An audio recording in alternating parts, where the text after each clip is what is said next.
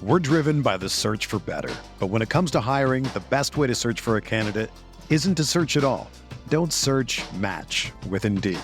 Indeed is your matching and hiring platform with over 350 million global monthly visitors, according to Indeed data, and a matching engine that helps you find quality candidates fast. Ditch the busy work. Use Indeed for scheduling, screening, and messaging so you can connect with candidates faster. Leveraging over 140 million qualifications and preferences every day, Indeed's matching engine is constantly learning from your preferences, so the more you use Indeed, the better it gets. Join more than 3.5 million businesses worldwide that use Indeed to hire great talent fast. And listeners of this show will get a $75 sponsored job credit to get your jobs more visibility at Indeed.com/Blue Wire. Just go to Indeed.com/Blue Wire right now and support our show by saying that you heard about Indeed on this podcast. That's Indeed.com/Blue Wire. Terms and conditions apply. Need to hire? You need Indeed. Listening on Audible helps your imagination soar. Whether you listen to stories, motivation, any genre you love, you can be inspired to imagine new worlds, new possibilities, new ways of thinking. Maybe you'll find inspiration in the incredible true story of Black female mathematicians at NASA in Hidden Figures, or the fantasy world of Throne of Glass. There's more to imagine when you listen. As an Audible member, you get to choose one title a month to keep from their entire catalog. New members can try Audible free for 30 days. Visit audible.com/imagine or text imagine to 500-500. That's audible.com/imagine or text imagine to 500-500.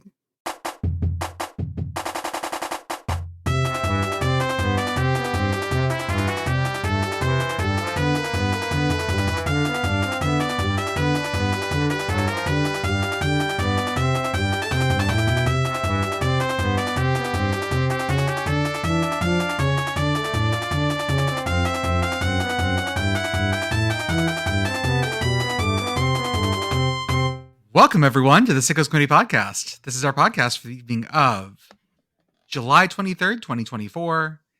We approach about the 4-week mark to the season.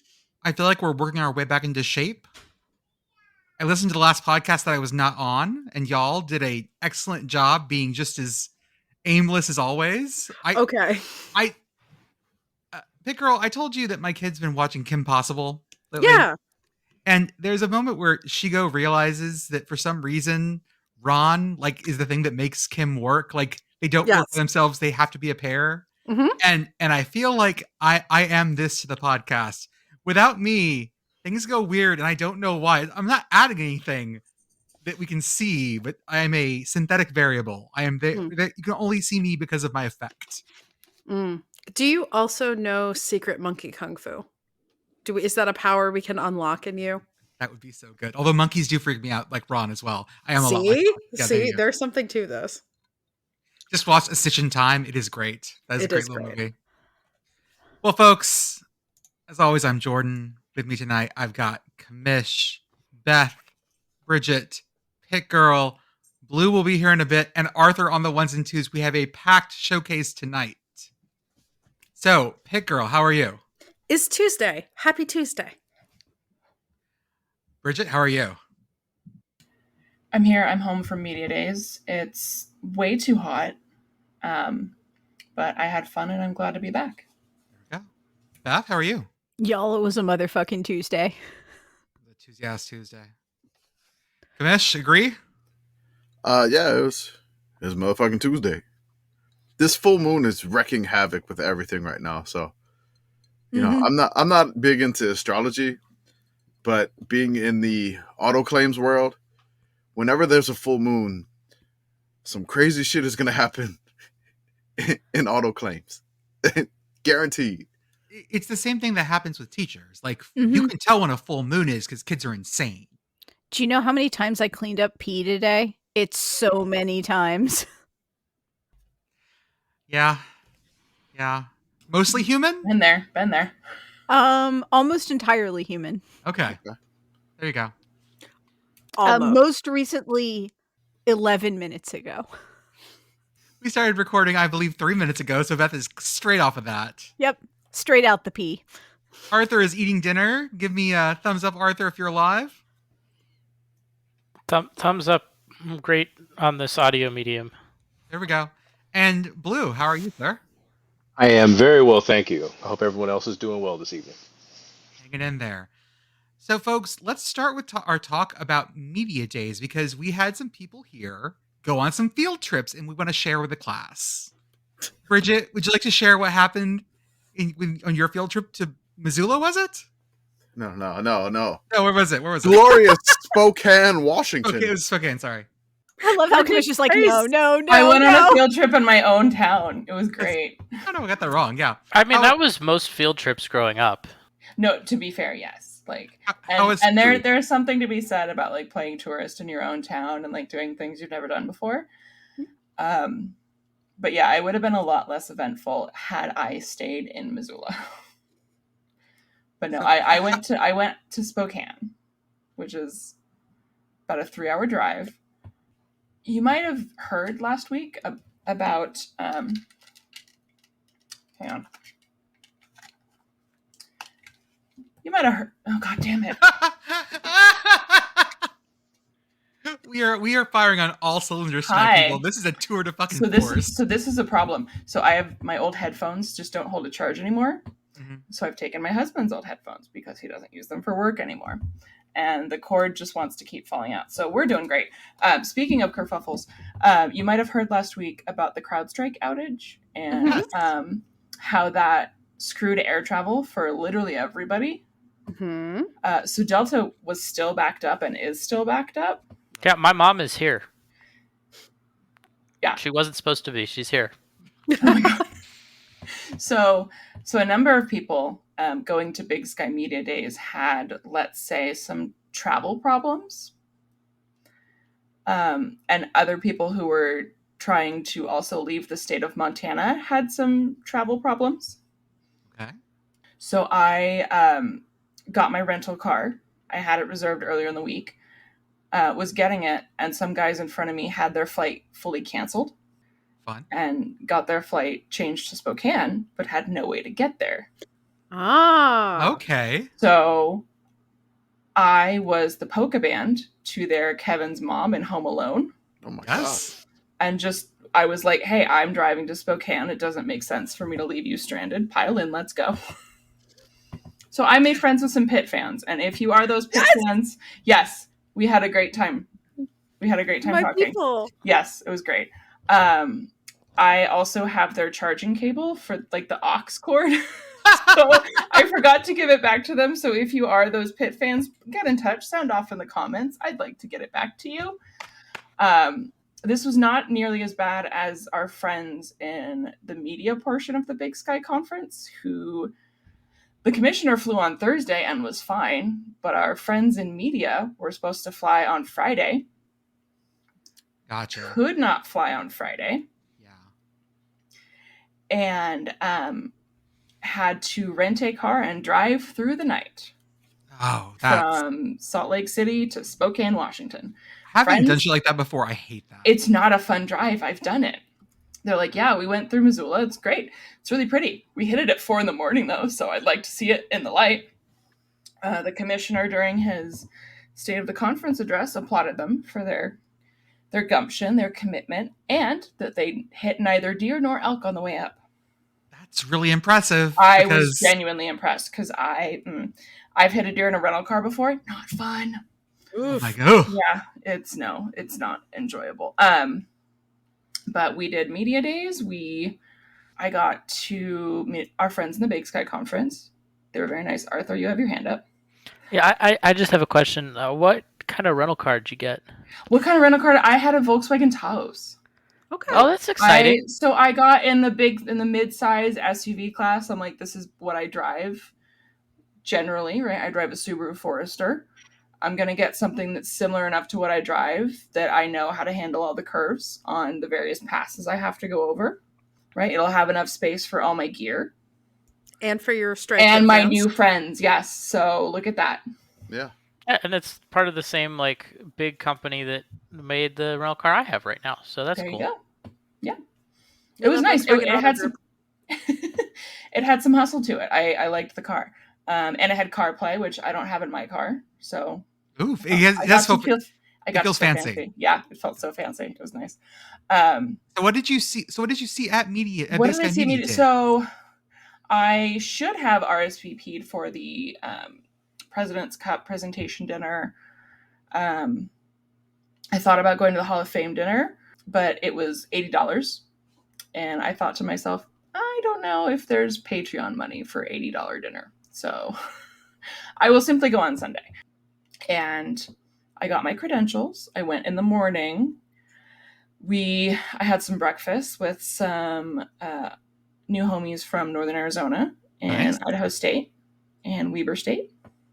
We chatted about how home prices in the Big Sky conference are insane for where we live. Yeah, I can imagine that would be the case. They're like, oh yeah, Pocatello is getting really expensive, and I just like, oh, how? It's Pocatello.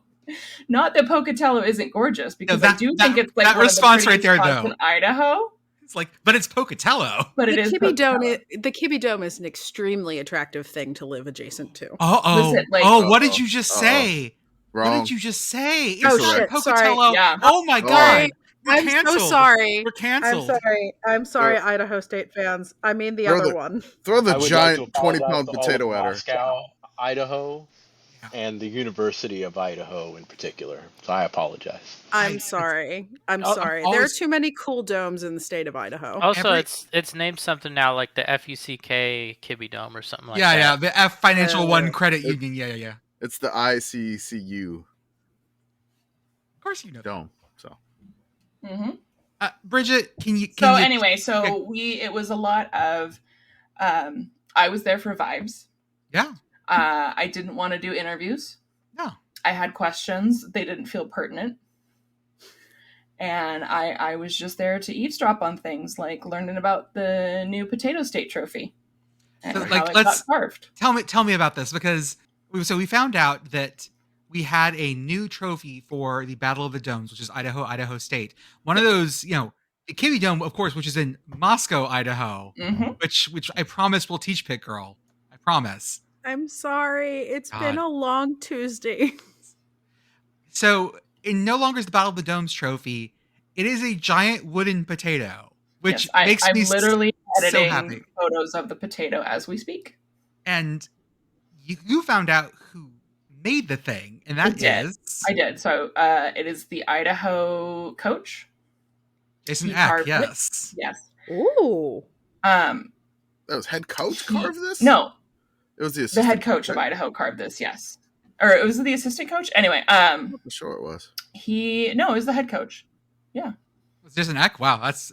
No, not Jason Eck. No, who's... Jason Eck is the head coach. I think it was the assistant coach. Was it the assistant coach? Okay. Anyway. Let me see here. I just like that they made the trophy in-house. Wasn't Jason... who's the coach of Idaho State? That's Cody Hawkins. Is it? Okay. Yeah, Cody Hawkins, Idaho State. Jason Eck is Idaho. Okay, that's right. Because I'm trying to look at that. Montana Okay, State years it's ago. Jarek Walcott. He is the assistant athletic director for brand engagement and digital strategy at Idaho. So and big beefy dude. Yeah, big beefy that's dude. Him. It kind of looks like he kind of, there's some Eck quality, so I can see how that happened, and definitely. Okay. This is so good. I love the big, like, wooden shaded potato. It just makes me so happy. So he carved that at his home. I overheard that his wife was not a fan of the noise. I mean, you're gonna wake the neighbors kind of situation. He answered several questions about it. I have photos of him answering questions about it with the Potato State Trophy. They got a weight on it at Media Days by taking it to the fitness center and putting it on the scale. I love that. So, like, when we first started, I guess, like, prompting people to weigh things, Coach Eck was like the first person that, like, physically took the new trophy that they found and went to the scale on a video on Twitter, like, almost immediately after we asked this, and he weighed the trophy. I think it was like 15.4 pounds or whatever trophy it was they had that they just discovered. And so like they knew to weigh it beforehand, and then they tagged us in the photo. Yeah. And I love when they tag us in the photo. I do love this. Yeah, they took it to the fitness center and weighed it. They had it out for people to admire at the Idaho media table, and then they had it in a place of honor with the other Big Sky trophies.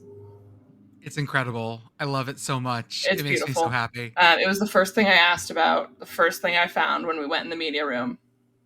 Now, to be clear, you didn't put the sticker on it, though. I did not. So There's a picture that got about Twitter 11. on. Yeah, it was like 11:15 Pacific time. Things are starting to wind down. Some teams are leaving. And I think to myself, okay, there's only so many pictures you can take of people sitting at tables and talking. It's probably safe for you to get in your car. You're going to lose an hour. Mm-hmm. So you might want to head back so you can be back for pickup and for your kid to hopefully make his Cub Scout meeting. Yeah. So I say goodbye to the new friends. I say thank you for having me. Always a pleasure to be here. I leave all the stickers as directed because friends wanted the stickers. One of whom put the new sun sticker on his laptop immediately. Awesome. It was beautiful to see. And grab my stuff, say bye to the Northern Arizona people as we're leaving at the same time, and I head out. Get home and find out that maybe 15 minutes later, someone had placed a SICKO's committee sticker on the Potato State trophy. It was absolutely glorious. It was beautiful. And I really was like, hope God they damn it. didn't I was like, I knew that something funny was going to happen the second I leave. It was on the front, on the. It was on the front. Like, there's with a the names, big, it's fine. so like at the end of the trophy, they just smacked it on there. Okay. Not on the actual wood itself. No, I would have been like. No, on the plaques. But how awesome if the trophy becomes like that, though. If it becomes like a living trophy where you can take it back and you put your stickers on it and do your writing on it. Oh, I like that. Right? Like this becomes like a. God damn it! You're gonna make me tell another weird fraternity story. There was a trophy we had called the Heisman Trophy, which was basically a fake Heisman, but like a smaller version. Mm-hmm. And it went to the gentleman who was having perceived to be having the worst luck with the ladies or gentlemen, let's say. And you kept it in your room as a good luck charm. But everyone would mark on it their own way. So it was this Heisman Trophy. Look, it had been desecrated and like stickers all over it. And there were definitely stickers from like the early 90s. There was like a Mr. Zog sex wax sticker. Like it was super 90s as hell. Anyway. Jordan, did you call it the Theismann? No, we didn't, and I'm really disappointed that we did not. So were you supposed to bring someone back to your room and show them the trophy to impress them? Be No, like, I have a trophy, or it was all good vibes. You just hide it like a talisman in your room. You put it in a place of honor. Okay. Place of honor. Fraternity House Fertility God. That's Yeah. that's Yeah. awful. That's fucking awful. I was gonna make a joke about I don't know. I Nalgene's. feel like that's a good show title. There you go. Thank you. Goddamn. Brigit, I'm glad you enjoyed Big Sky. Yeah, it was great. I was just there to observe, and it was nice to meet all the lovely people in the Big Sky conference. Listen to a lot of interviews, hear a lot of coach speak. A lot of players talking about NCAA 25 and their dynasties. It was great. And that pervades even into the FCS. They were asked questions like, "Oh yeah, are you playing NCAA 25? Who is your team?" Players going, "I have started a dynasty." That's amazing. And I look forward to more Big Sky events in the future. Brigit, I love you taking the same ethos as the Watchers from the Highlander series, that you're there to observe and record, but not to interfere. So did you ever watch the Venture Brothers with the robot? Okay, so there was a robot that Yes, or an alien I that have. came in. Yes. And his whole thing was just ignore me. Ignore me. That's anthropologists. Yeah. That's what we do. We're just there and we go ignore me. Maybe that's what we are, guys. Okay, we're not reporters. We are college football anthropologists. I'm getting seven faces that are somewhere between totally with me on this, and then we are crossing some collegiate streams we should not be crossing. I have an easier time thinking of us as like the mold that no one has figured out how to eradicate yet. Yeah, okay. We might also be penicillin. Nobody knows. The cure for the common college football. Yeah. We can do theory, but we have such a packed show, you don't want to hear me get into it. That is true. Yes, please. Commish, you also had a field trip. I did. You went to downtown San Antonio, the Henry B. Gonzalez Convention Hall, and you went to the Southland Media Days. The Southland Media Days. Yeah. Apparently there was something else there. There was At the same time, the Texas high school coaches thing, which I had no idea. So I get down there. I'm like, okay. I do a little bit of the real job first. Submit some things, and then I set myself. I drive downtown about 30 minutes to get downtown. I'm like, okay, and I got to park by the convention center, and then like all the lots are full, and I just see polo shirts, logoed polo shirts as far as the eye can see. It's nothing but high school coaches in their logoed polo shirts wearing backpacks. Did you get some business cards of polo shirt companies for us? Because we're still looking. I'm looking. I mean, I see all these logos. I'm like, I see one that looks like Grambling State. I see another one. There's all these high school logos we've been talking about that look like other collegiate programs or NFL teams. I see their logos on polos, and I'm walking in, and I'm wearing a polo. I'm like, oh my god! I'm like, what the hell? I have found my people. Yep. I was like, well, I guess I dressed up for the event. So. No polos. What did we say about blending in and looking like you've been there and that you belong? Look, I'll tell you what we said. By wearing a polo, nobody stopped me. Oh yeah, I had a polo and a backpack, and nobody stopped me. I had a jumpsuit on, and that's what all the other ladies who were not in the programs and not wearing polos, that's exactly what they were wearing. So I walk in, and I'm like, okay. There's these giant like bright lights, and it's like the SAA whatever, and then these are all the check-ins for the high school coaches. I'm like, I gotta find where the Southland Conference is. It's only like a handful of teams compared to the entire state of Texas high school football coaches in the same convention hall that I'm in right now. And so, y'all, I want to, if you haven't like. The San Antonio Convention Hall, I've spent a lot of my life in that fucking place because that's where all the Texas band stuff is. It is ginormous. Like they have multiple giant ass conventions going on at the same time. Mm-hmm. And so this is real big though. I checked the email from James, the contact who invited me with the Southland. And he's like, yeah, we're going to have a check-in station on the first floor in the main hall. And so I get there because, I had to park a little bit further and then I had to walk to the convention center. I get there at about like 10:05 or whatever, and it started at like 10 a.m. Their check-in station was not there. So I was like, okay, I can't find this anywhere. They're in room 303, and I was like, okay, that's the third floor. So me with the backpack and the polo, I don't have a credential. I just start going up the escalator. Yeah. I was like, whatever. I blend in. Nobody's going to stop me at this point. Like, I have a backpack. I was like, maybe I could pass for like a high school coach or like a coordinator or something like that. Maybe. Honors student walk.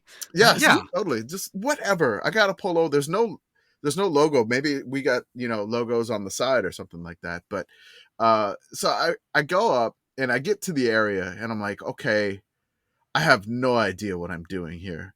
I see the first thing I see is the Southland Conference trophy and then the NCAA trophy for Division I. And I'm like, I look at it, I'm like, oh, let's just take a picture of this. I'm like, totally. So I'm trying to reach out to James. I'm like texting him back and forth. He's trying to coordinate all these media days. There's a room where they're doing like the big press hall and they're setting up like helmets with the football. And then I find a wrestling belt, which AEW, I believe, right? The AEW. Now I discovered essentially they had a partnership with the AEW before they announced it, and I tweeted it. I was like, "Ooh, a championship belt!" I'm like, "Oh, breaking news! The Southland Conference has, is gonna get provided by custom championship belts with AEW wrestling." And I'm like, "Oh, this is fantastic." The Southland Conference is all elite. It is. Yes. They are all elite. It's perfect. So I go in there and I'm like, I don't know what's going on. So there's one room for the big press conference hall. Then there's this general area where people are just mingling.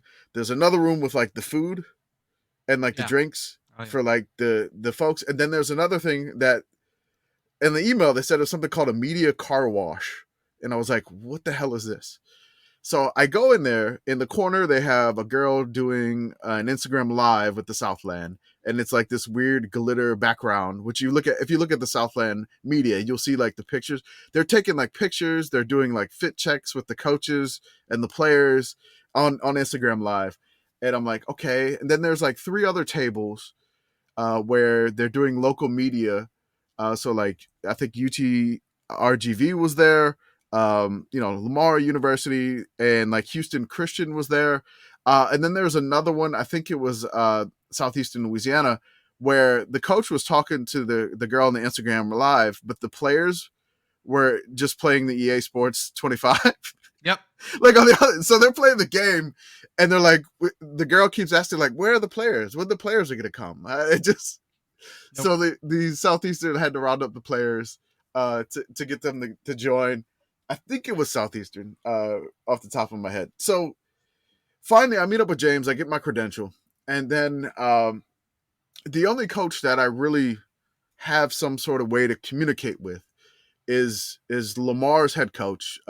It's Pete Rossamondo. And the only reason I know this gentleman is because of one of my ridiculous Substack series over this offseason. It is the best season of all time for teams who don't have a football team anymore. Yeah. He was on the 1993 Boston University team that I wrote about. That's such a weird pull. I was like, weird pull. What a weird pull, right? So he's done with the media car wash, as they call it. And before he comes out and they take pictures with the trophy, I look to my left and I go, holy shit, that's Matt Rhule. This picture you sent us of you next to Matt Rhule giving you finger guns or something. Oh, made a my weird fucking logo day. thing that he does. Like in all his pictures, it's like 2 fingers, and I don't know what it means, but he did it. And like I was like, oh my God. Like, so he's talking with, I think, the Houston Christian coach. And he's done talking with the Houston Christian coach. And I'm like, hey, Coach Rhule, can I get a selfie?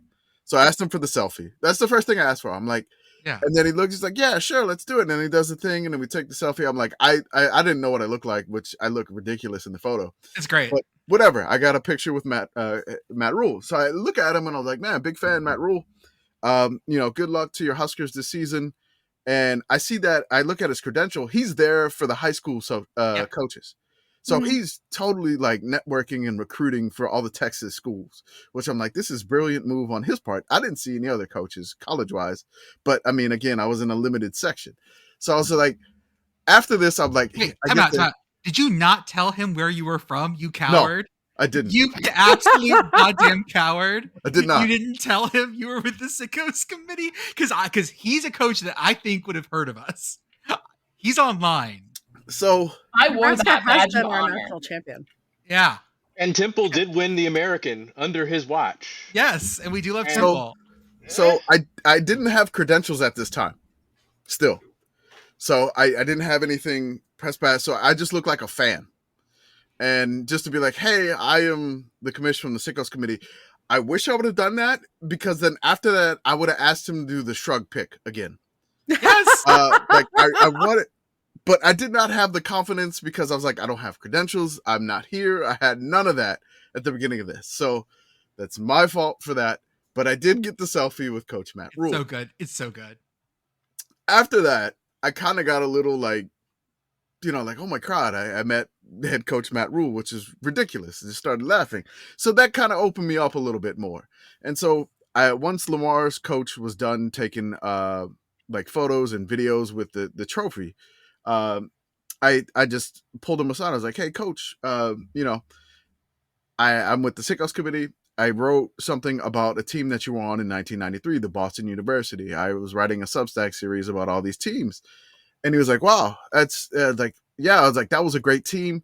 He started telling me about the team. He flipped from D-line to O-line that year, his senior year, along with another one. of people that did that. One of them was a great friend of his. They lived next door in the dorms to each other. He was the roommate with the backup quarterback, the 5th-year senior that had to come in the end of the season to save their season and beat James Madison to win the conference. Because typically, if they lost that game, they wouldn't have won the conference and they wouldn't have made the FCS playoffs. Then he told me about a story, which is kind of tying it back to the Big Sky a little bit. They had that crazy Northern Iowa game where, you know, the Northern Iowa kicker missed a field goal from like 20 yards to win it, doinked it. And then they missed another one in OT and they wound up winning in OT. Their next game was at the Kibby Dome in the FCS playoffs. Seriously? So That's okay. So yes. So connect the Big Sky and the Southland together. Let's do that. He told me that they had to fly into Spokane, which, you know, again, Brigit had some folks that had trouble with Spokane. Then they had the bus down to Moscow, to the Kibby Dome. And on the way there, which is absolutely nothing on the way there, their bus broke down. So they're stranded in the middle of nowhere, like Washington, like on the border of like Washington and Idaho with nowhere. So they wound up getting late to the game. And they kind of fell behind early, and then they kind of woke up. Both of their quarterbacks got injured in the game, and they just kind of ran out of time. He told me about a play. He was like, this was totally a touchdown. It was a home cooking call in the Kibby Dome, which he called a lovely airplane hangar. Good. He gets the vibe. Good. That's good, right. Good. So I asked him another thing, because he's from Staten Island, and he coached at Rutgers, and he coached in like the Northeast of the United States. I was like, what's the food situation like in Beaumont, Texas, the second year? And he was like, I was completely worried that I was going to be out of any Italian food options. Cause I mean, you know, last name Rosamondo. Definitely wanting some Italian food. So he says, like, I got there and there was so much Cajun food. I've just become full on Cajun food. I do the shrimp boils. I do the crawfish boil. I do all of that stuff. I was like, they taught him to like peel the crawfish, and he's doing the crawfish and he's loving it. All the Cajun food, he's loving the Cajun food in Beaumont, Texas, which is basically on the border of Louisiana and Texas. So he's there. And then I mentioned, I'm like, right off of I-10, Beaumont has like this one restaurant, and it's probably famous to some folks, but it's a Papado's restaurant. Mm-hmm. So Papado's is like a Cajun food restaurant. I was like, have you been to the Papado's in Beaumont? He's like, yes. All of our important donors for Lamar love that place so much. We hold all of the events in Papado's. That makes sense. So if you need a Southland team to follow, I recommend the Lamar Cardinals. They were awesome. I tried to get in contact with Houston Christian's coach, but every time he had like a split second, like they had like the media directors with them, like basically pointing them in directions. He was just incredibly like point A to point B, and I could not get in there because I wanted to ask him about the CVS. I wanted to ask about the CVS. Like I tried to hop in the media car wash. I couldn't do it. I tried to hop in when he was doing with the trophy, but like there was just, and then I wasn't going to interrupt them eating. Like I was like, hey, they're eating the convention center food. I was like, I'm not going to interrupt that, but it was cool to meet the Southland folks. I gave them a ton of stickers. They had like a setup for like live streaming interviews and stuff like that. The girl asked me to go on the Instagram live, and I was like, no, thank you. I gave her stickers. She was like, did you want to come? I'm like, no, you do your thing. I'm not going on Instagram live. He's an anthropologist. He's here to observe. Yeah. I am here to observe and interact and not interfere anything or break anything. So Renato Rosaldo has some things to say about interacting and not interacting in the place of the anthropologist in their research. That's all I got to say. Okay. It's Grief and a Headhunter's Rage, Chapter 1. You just got to read it. Y'all, I wasn't here last time.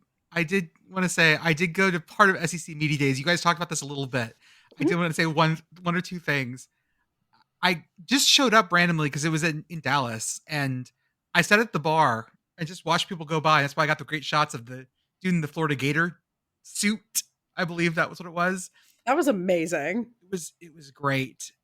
the best part was I told people I was there for stickers, and this was all upstairs. I couldn't get to like the fancy part because they actually, check credentials at the SEC Media Days. So I was just chilling downstairs, and then I had a local fan come by who was just doing the same thing, like just checking out like I was, and got some stickers. And then someone came down. I forgot his name. That he was up on Radio Row, and I gave him a handful of stickers and started seeing pictures of other people's laptops up there. And y'all, we were well represented. Like, feel good. We were at SEC Media Days. And this sort of has a very like Fight Club vibe all of a sudden, where it's like, where have I been? What have I been doing? Well, you're Tyler Durden, sir. Oh God, I'm at a bar and I'm freaking out. Yeah. One of these days this is going to go very badly. But anyways, until then, everyone has stickers. It's wonderful. Folks, let's not talk about the Olympics tonight, because we'll get ahead on that. The Olympics are coming up. We'll talk about them on Sunday once we've had a couple of days to digest things. The only thing I do want to mention is that the opening rounds of the rugby and the soccer tournaments start before the Olympics opening ceremony, which is on Friday. So if you want to catch some of that, Rugby Sevens, if you've never watched it before, that is the sleeper hit of the year for this Olympics. Yes. Did you like Paul Johnson's Georgia Tech? Now imagine that on speed, my friends. Dude, Watch Sevens. Rugby Sevens. It's so much fun. It's ridiculous. If somebody breaks one tackle, they're probably taking it to the house for a try. I mean, it's amazing. It's high speed. It's back and forth. It's a blast. It was fun to watch like the Rugby Sevens. Like I was watching that. I think like earlier this year, it was like the Rugby Sevens, like Ivy League, like the men's and women's being played. I think it was in Harvard. I think, but that was okay. You sure you don't want to do the Ivy League preview today? If we get to it, we get to it. Okay. But I know my man Blue has some feelings about some SWAC and MEAC teams, and I got some feelings on Ivy League teams. So I don't want to. I mean, get all these feelings up in here. Get all these feelings out, so we can go. But Rugby Sevens is great. The one thing I will note that I am incredibly fascinated for the Olympics to watch. There's 5 new events that are being there, which everybody pretty much knows about breaking, because when you would type in breaking as a hashtag on Twitter, it would give you like a breaking emoji, which was great for some news events that happened recently. So that was quite fun.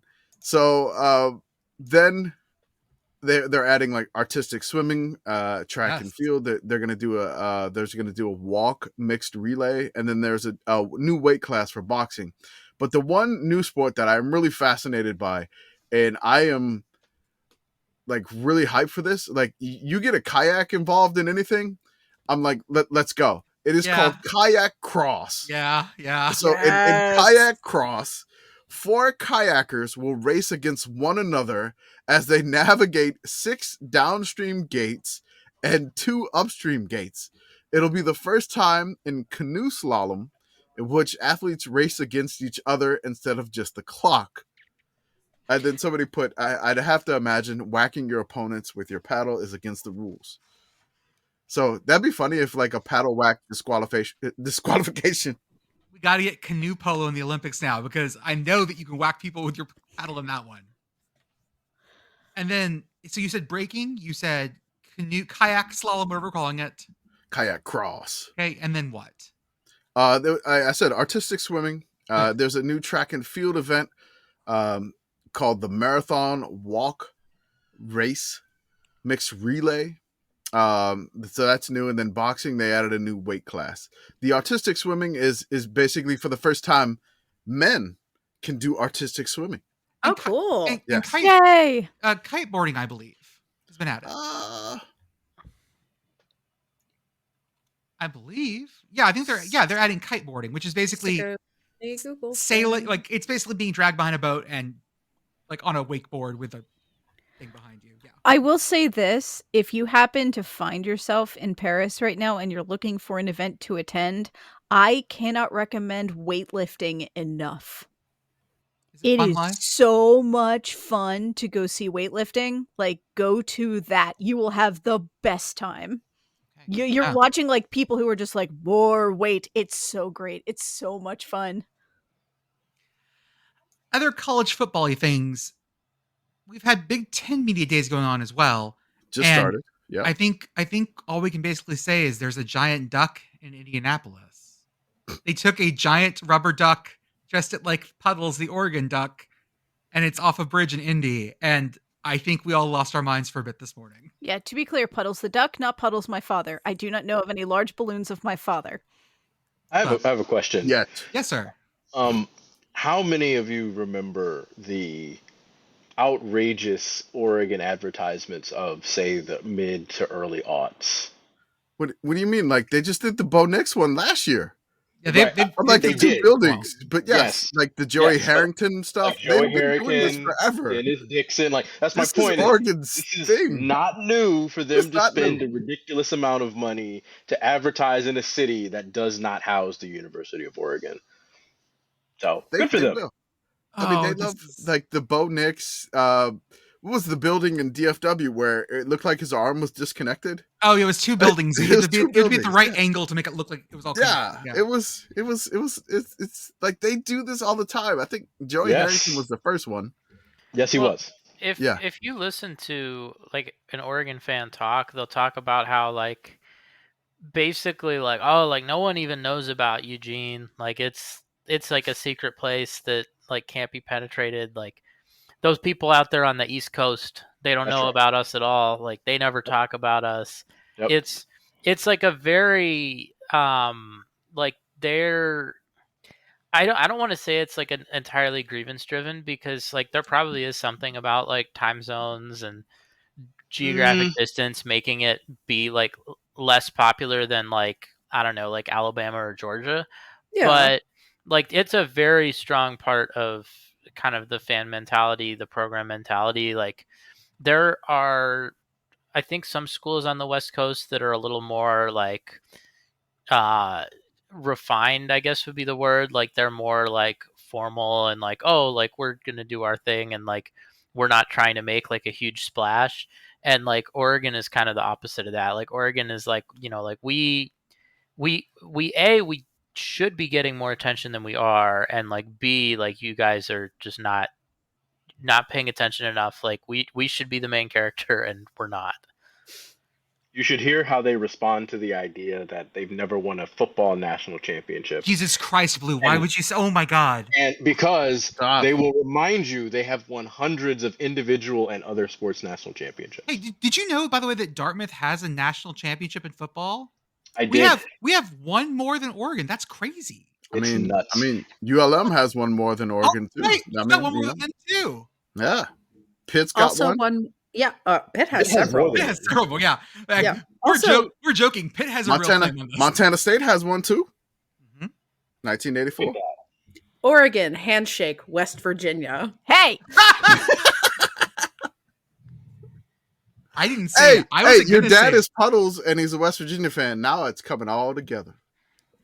Oh, Beth is And he's gonna got kill really, me. he's got Like, really good music. Like that I am- music that they played has been in my head all day. Now I want to see Oregon and West Virginia both play in all yellow. It'd be great. Oh my God.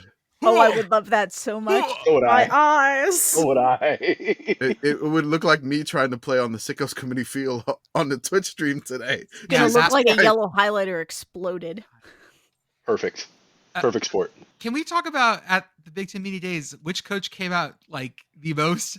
I don't know. Like, is it appropriate confidence? Because Greg Schiano comes out, starts talking about how like, you know, Rutgers ends up in a pretty good spot in the media poll, and they're like, "We're going to do this thing. We're going to win. You know, we want to win the Big Ten." And the quote of the day, though, he says, "There are two great thieves in this world: the past and the future." Greg Schiano, welcome to my corner of the SICKO's committee. Jesus, this is time cube shit, guys. That is very, very close to linear time was a mistake, my friends. Oh, Very close. is he gonna infringe on You're your? always gonna find a way to shoehorn that in, aren't you? I mean, that's I usually only say it when asked, but like it was appropriate this time. Fair. I could see Greg Schiano going back in time to 1869 just to relive it. I feel like he'd enjoy that. Greg Schiano is time cop. Oh, hold on. Can I do a movie preview off of this quote, please? Yeah, sure, go. All right. In a world, there's two great thieves, the past and the future. Presenting the Rutgers Scarlet Knights. This is Coming soon to theaters near you. Coming soon to Piscataway. What's the Val Kilmer movie you guys tried to convince me exists that involves the Stanley Cup and him being a Death. Okay. Yes, Jean-Claude Val Kilmer. Jean-Claude Van Damme. That That was discussed on the full cast too. Sorry. It's very real. It was very real. Okay. So there's a riff tracks of it if you'd like Listen. to view it that way. Sudden Death and Slapshot are the hockey pillars of my childhood. But not the Mighty Ducks? Absolutely not. I'm from Pennsylvania. Wow. I've Slapshot was watched filmed Sudden like Death half more an than I've hour been to from Penguins my house. Okay, so I will say this.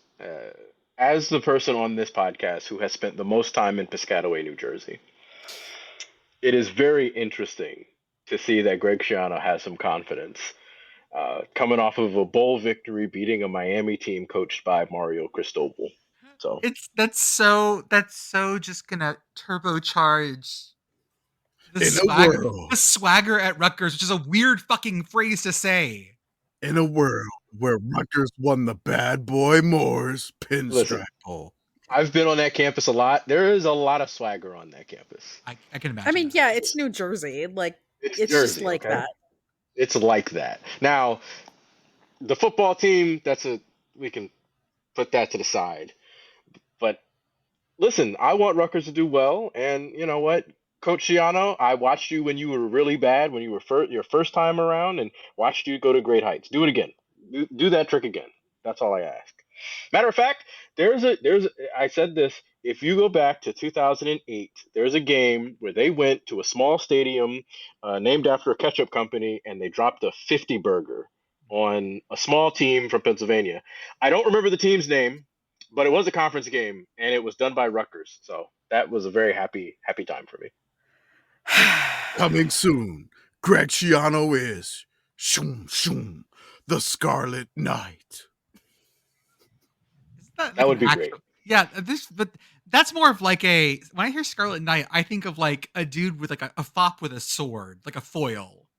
Okay, like the Scarlet Pimpernel. Swing. It's like Zorro, but in red, is what you're saying. Right? Yes. We do also have to mention that the Rose Bowl of the East. Today, no, the Rose Bowl of the West. It's hard to tell them apart. They have decided that they don't really want to host semifinal games, like playoff semis, because it's not January 1. It's funny to me that this is just now coming out. Like maybe this is a decision that they made a long time ago and are like it just now is like leaking out. But like it is very funny to me that like they waited months and were like finally looked at the calendar and was like, wait, what? What? Huh? Oops. This is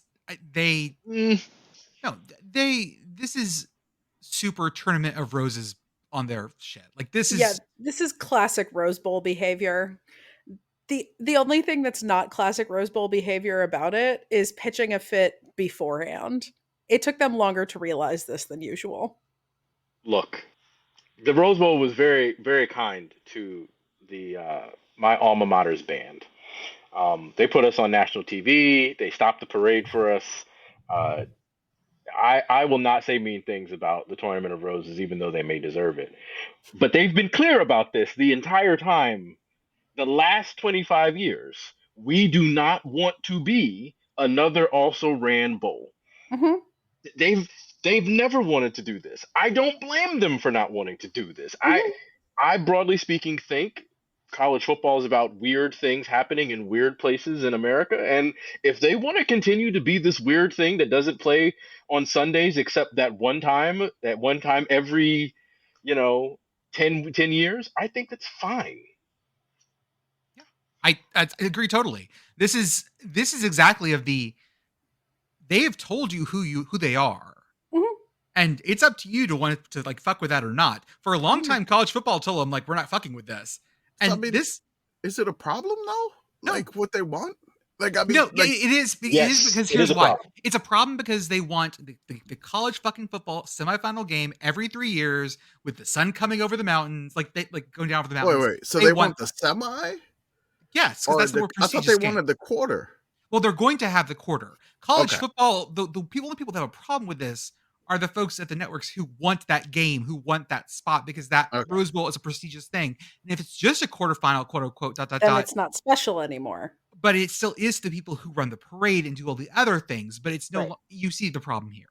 It's a lot of mythology and a lot of, I mean, the one thing, again, you've chosen to date the Rose Bowl, college football, and the Rose Bowl has said that we're only going on dates on January 1, except we don't. Date? I They I put a don't- ring on that shit. That is true, yeah.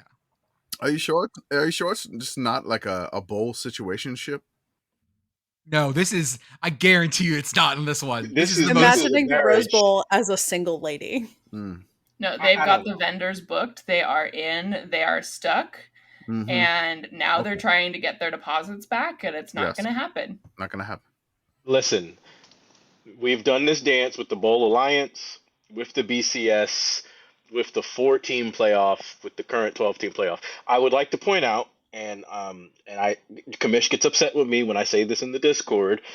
Playoffs are a mistake, broadly speaking, and what we have is still not a playoff. This is an invitational, and this is an invitational that the Rose Bowl does not control. Because previously the Rose Bowl could pick their own entrants to play in their game, and now they can't. And I challenge anyone, if you were told you have control over this thing until you don't, now you don't have that control anymore, you'd be displeased about that too. So that's basically, the Rose Bowl is your girlfriend that would be mad if you didn't refer to her as the girlfriend. No, Yeah. this is your girlfriend that you keep telling to move in with you, and she keeps saying no. okay, I like that. Okay. Okay, folks, let me do our ad read and then we'll get to our previews. As always, check out our link tree on Twitter, Instagram, and Blue Sky on our profiles that give you discount codes to all the stuff that we have, things you might enjoy. We have our Patreon, which is $5 a month. For that, you get to come and talk with us in our Discord, join in our weekly rankings debate as we get closer to the season. We live chat during games. We'll be hollering about the Olympics, I guarantee you, 24 hours a day. We also have things like you get access on our Patreon to our 3 different podcasts, including Commish's Corner, Yes, Rah, Rah, Rah, Yes, and the Prairie View Chronicles, which just wrapped up with Blue and Commish. Beth and I are going to go into the studio today, or tomorrow, or Thursday when we figure that out, to talk about not marching bands for once, but the Disney song list that came out. We have some things we want to talk about. We also have things like our merch store, sickoscommittee.org, which has brand new things, our YouTube channel, our Instagram, our Twitch, twitch.tv/sickoscommittee, where we'll be streaming things. That's all right. You could have watched the Commish play a half against the Pitt Panthers. I noticed you didn't drop it to Twitter because you're a coward. I couldn't do it. I had my 7-year-old. Oh, you're right. Yeah. And then I had to go pick up the baby from daycare, so I could only play a half. And I played the Pitt Panthers, and they were kicking my ass 13-0.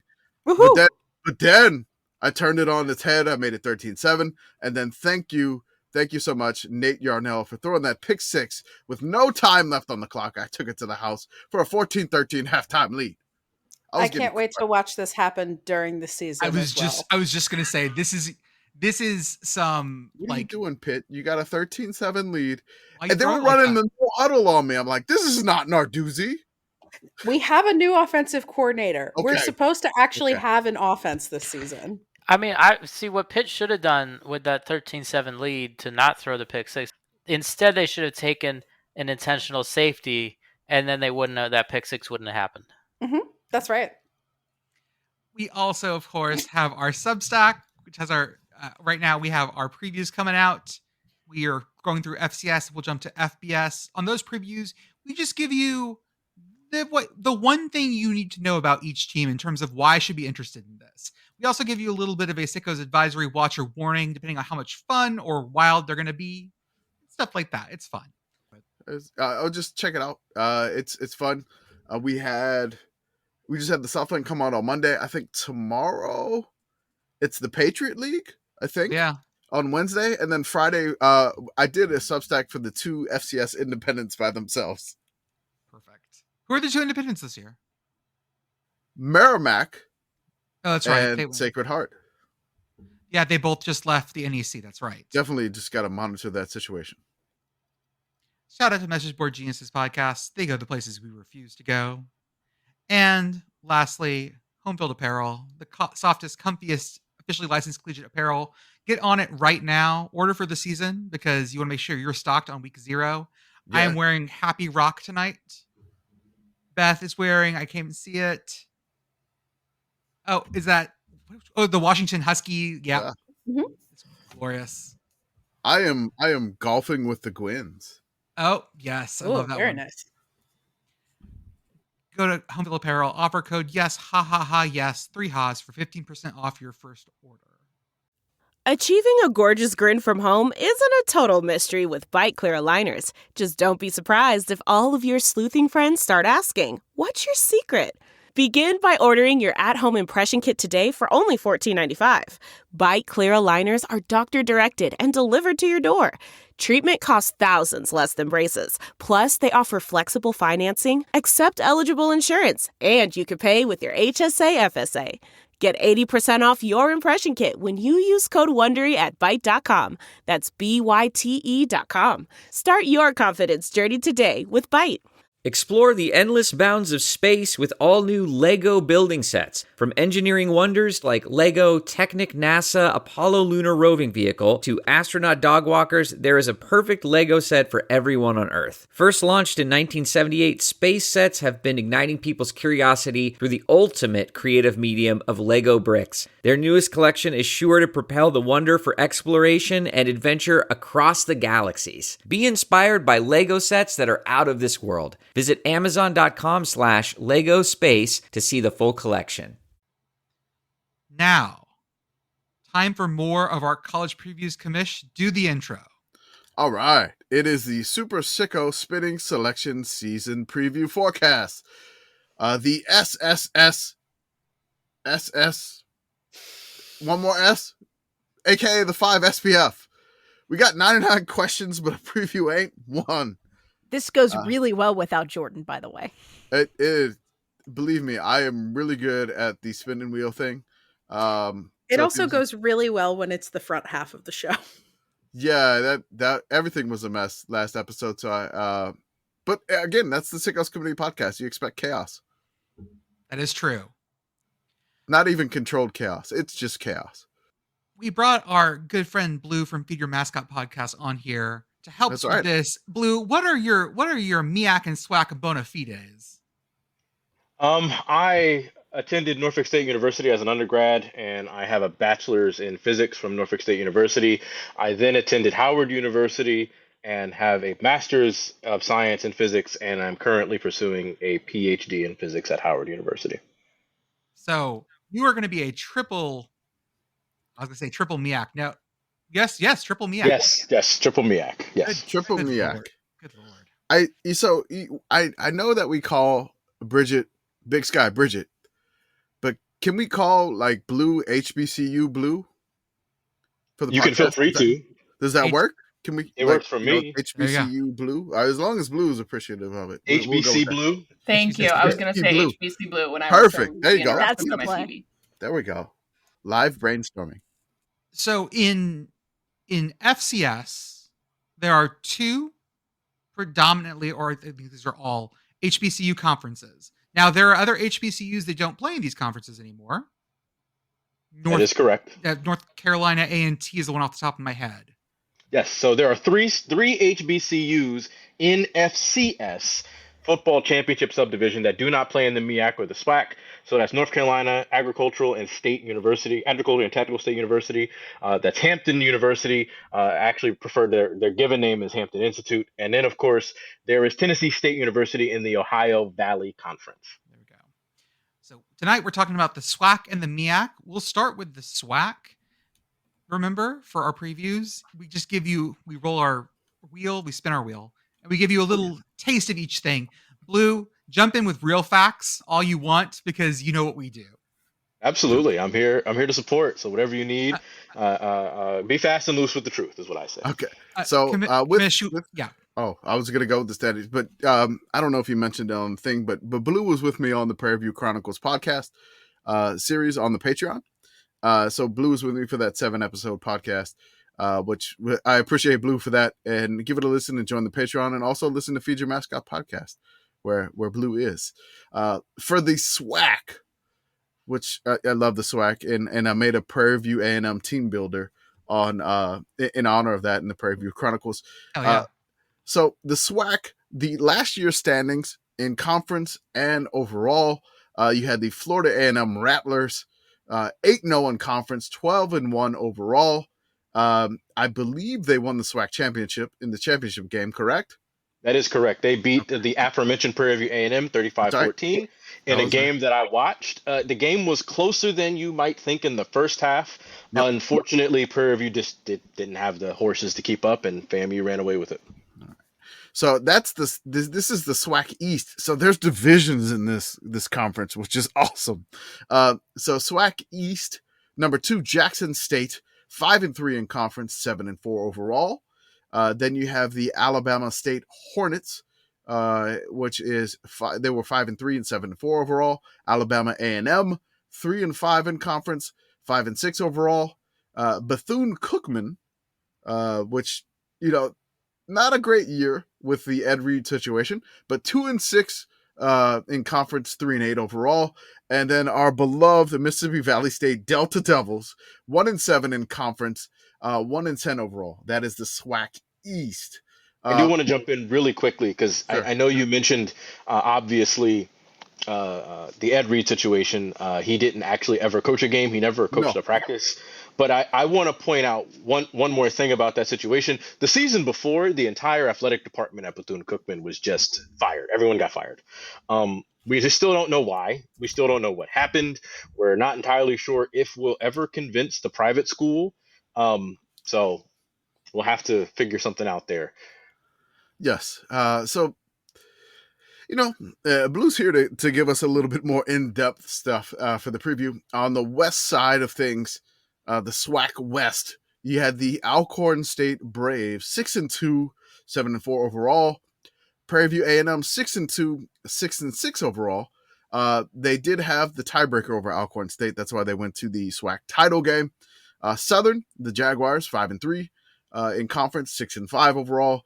Grambling State, 4-4 in conference, 5-6 overall. Texas Southern, 2-6 in conference, 3-8 overall. And then Arkansas Pine Bluff with probably the best, one of the best logos in the game. I can't, the Florida A&M Rattler is amazing. But probably one of my favorite logos to bevel, 1-7 in conference, 2-9 overall. Florida A&M and Arkansas Pine Bluff, two of my favorite logos to bevel. Honestly, they're just amazing. Yeah, so I just want to shout out the Arkansas Pine Bluff Golden Lions. Amazing. The lion mane in their logo spells out UAPB, which is phenomenal. Yes, great graphic design there. They're A1. Their marching band is it's M4.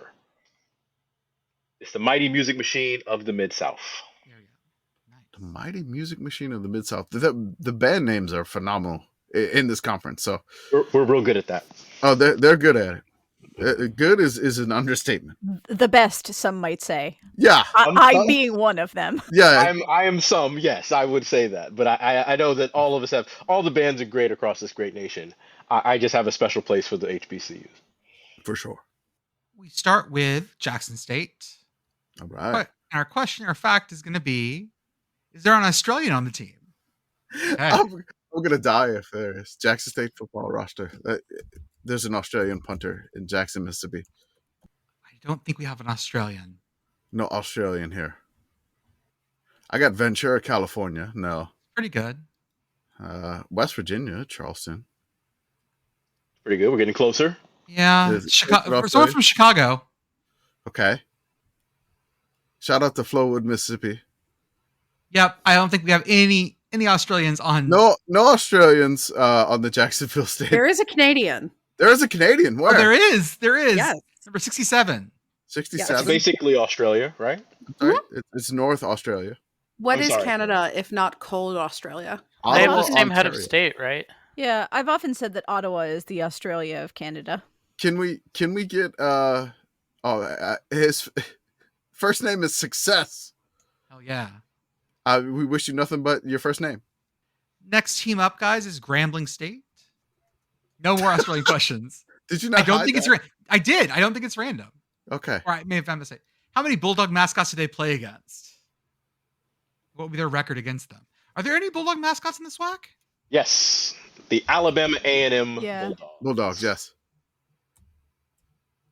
Oh, I almost But said I don't know if they play them. That's a different question if Grambling plays them or not. Grambling's football schedule is as follows: at ULL, home against Tuskegee, at Texas A&M Commerce, home against Jackson State, home against Prairie View, home against Elkhorn State, home against Arkansas Pine Bluff, at Texas Southern, at Bethune-Cookman, home against Alabama State, at Alabama A&M, and at Southern. There it is. So they play Alabama A&M. Yep. One Bulldog. How are we feeling about the Grambling Alabama A&M game this year? That's the question. Well, Alabama A&M is they're you're getting a twofer here. Alabama A&M is kind of a middling program within the SWAC right now. They are aiming to break out of that and move themselves into that kind of that upper tier of the Eastern Division. They're kind of looking up at Jackson State, Bama State, and of course FAMU, who was the Black National Champion. Grambling is in a similar position on the West, but the West is a little more open.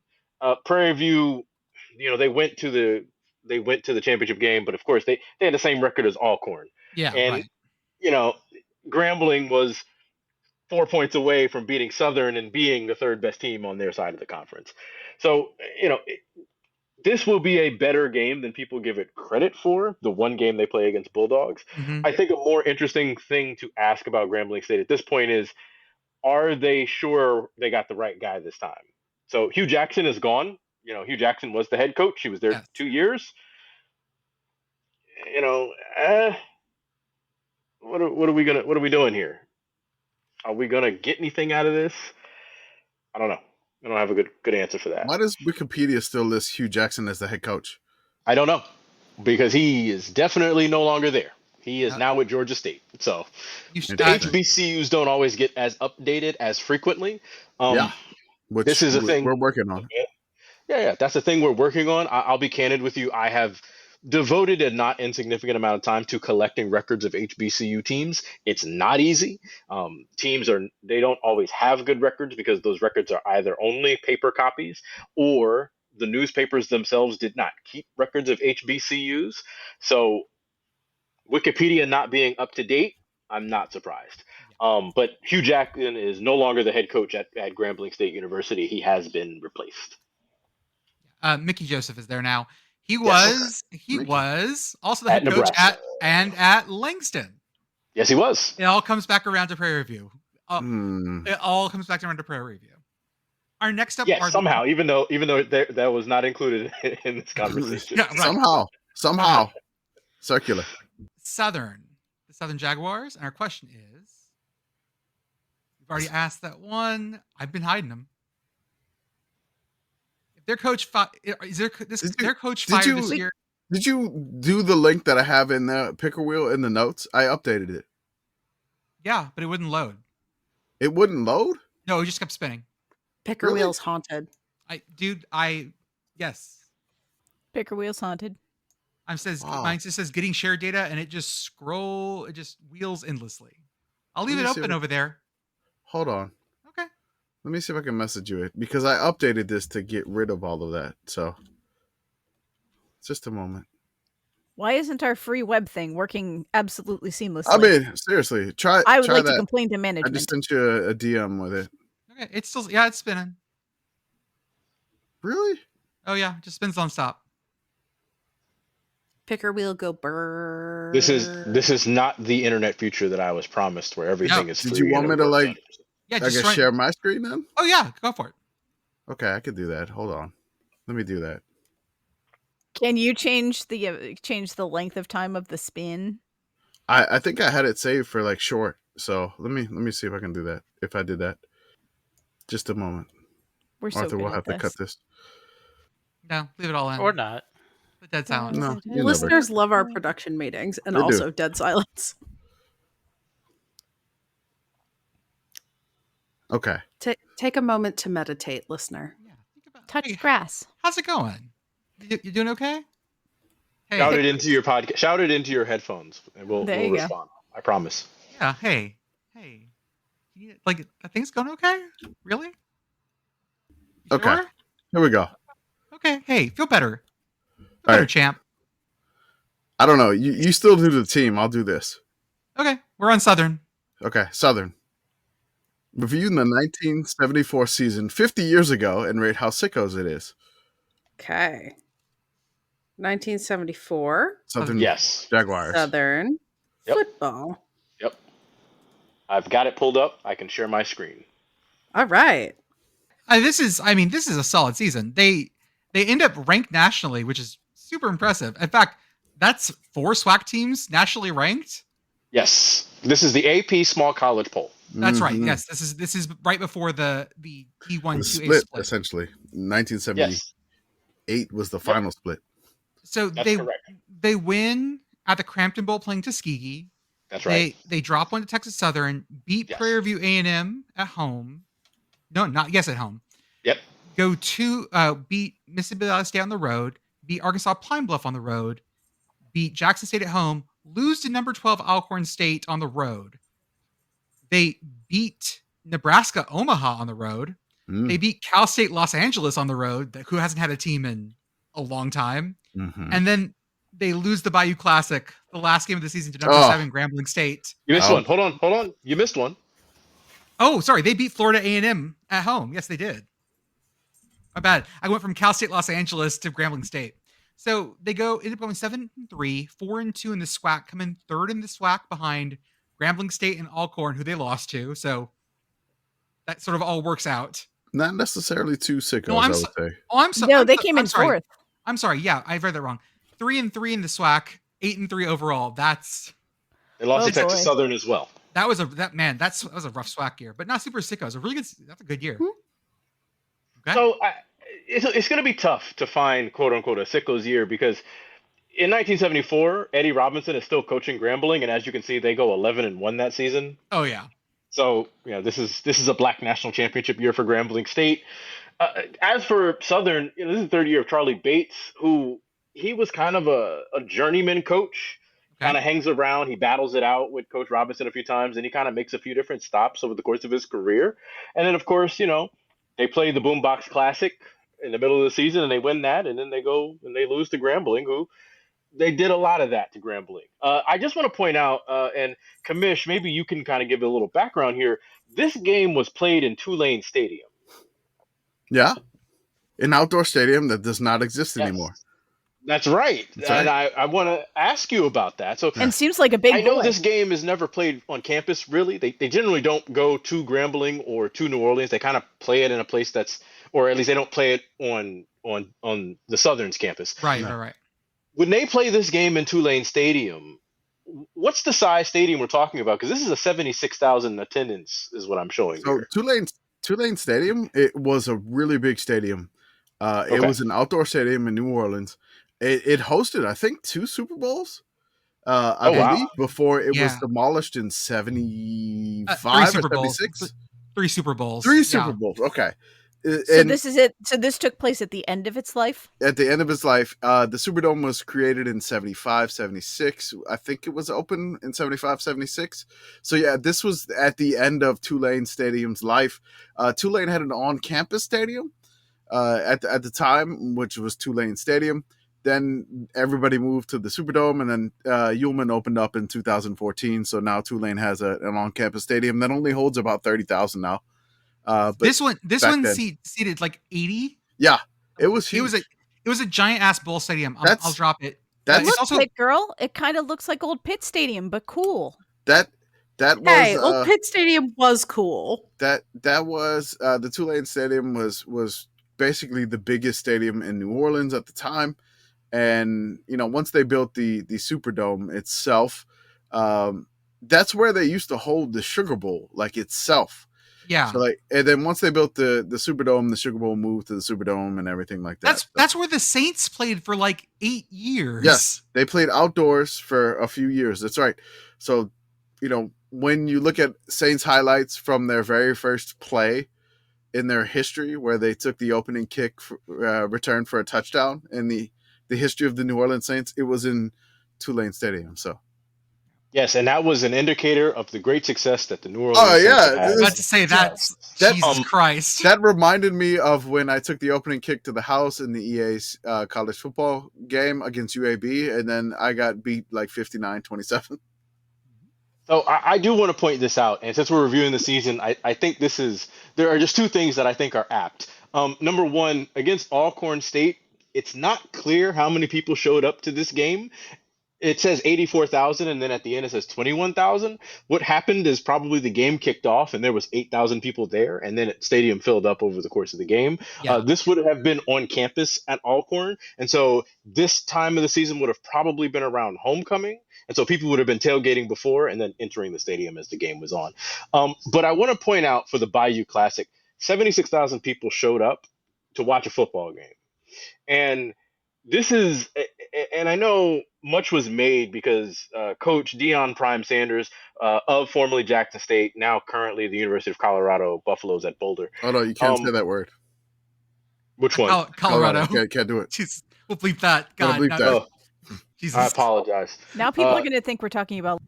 Oh, we got to bleep that too. Oh yeah, shit. Be a different bleep. Okay, fine.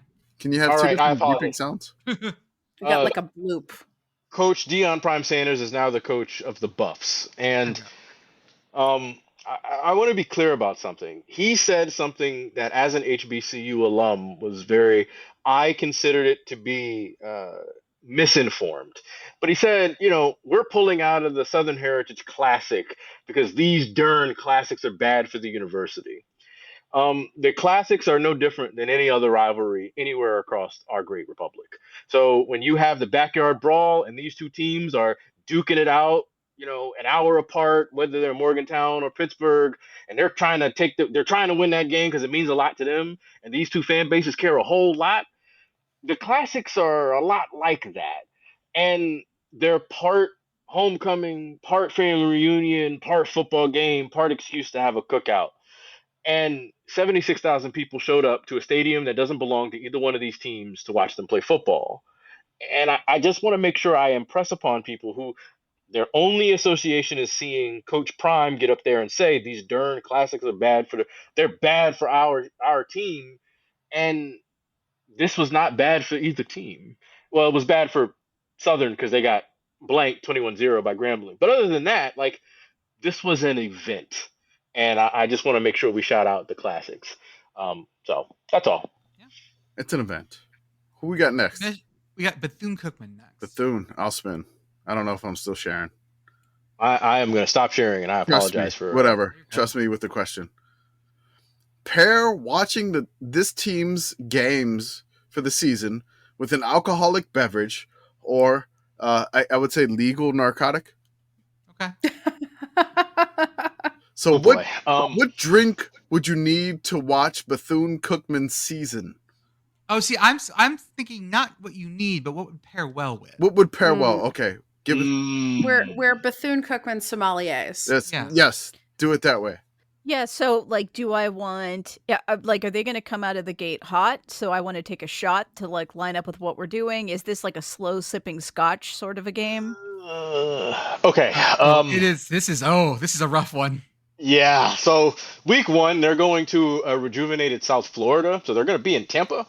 And Raymond James is going to be very hostile, and they're probably going to get blown out. Because they won 3 games last year, and one of them was against the team that I believe is an NAIA school. I'm going to double check that. Savannah State, no, it's a SEAC school. So it's Division II school. Their next game is against Mercer, which they'll probably beat Mercer. The week after that, they're going. I don't think so. No, Mercer. All right. Mercer was 6-2 in the SoCon. Okay. Yeah. Well, then Bethune's in trouble. Yeah. The week after that, they're going to Western Michigan, which they're Kalamazoo. probably going to get blown out again. And then after colors almost. No. do? Bethune's more No. closely associated with Central Michigan colors. Sorry. Yeah.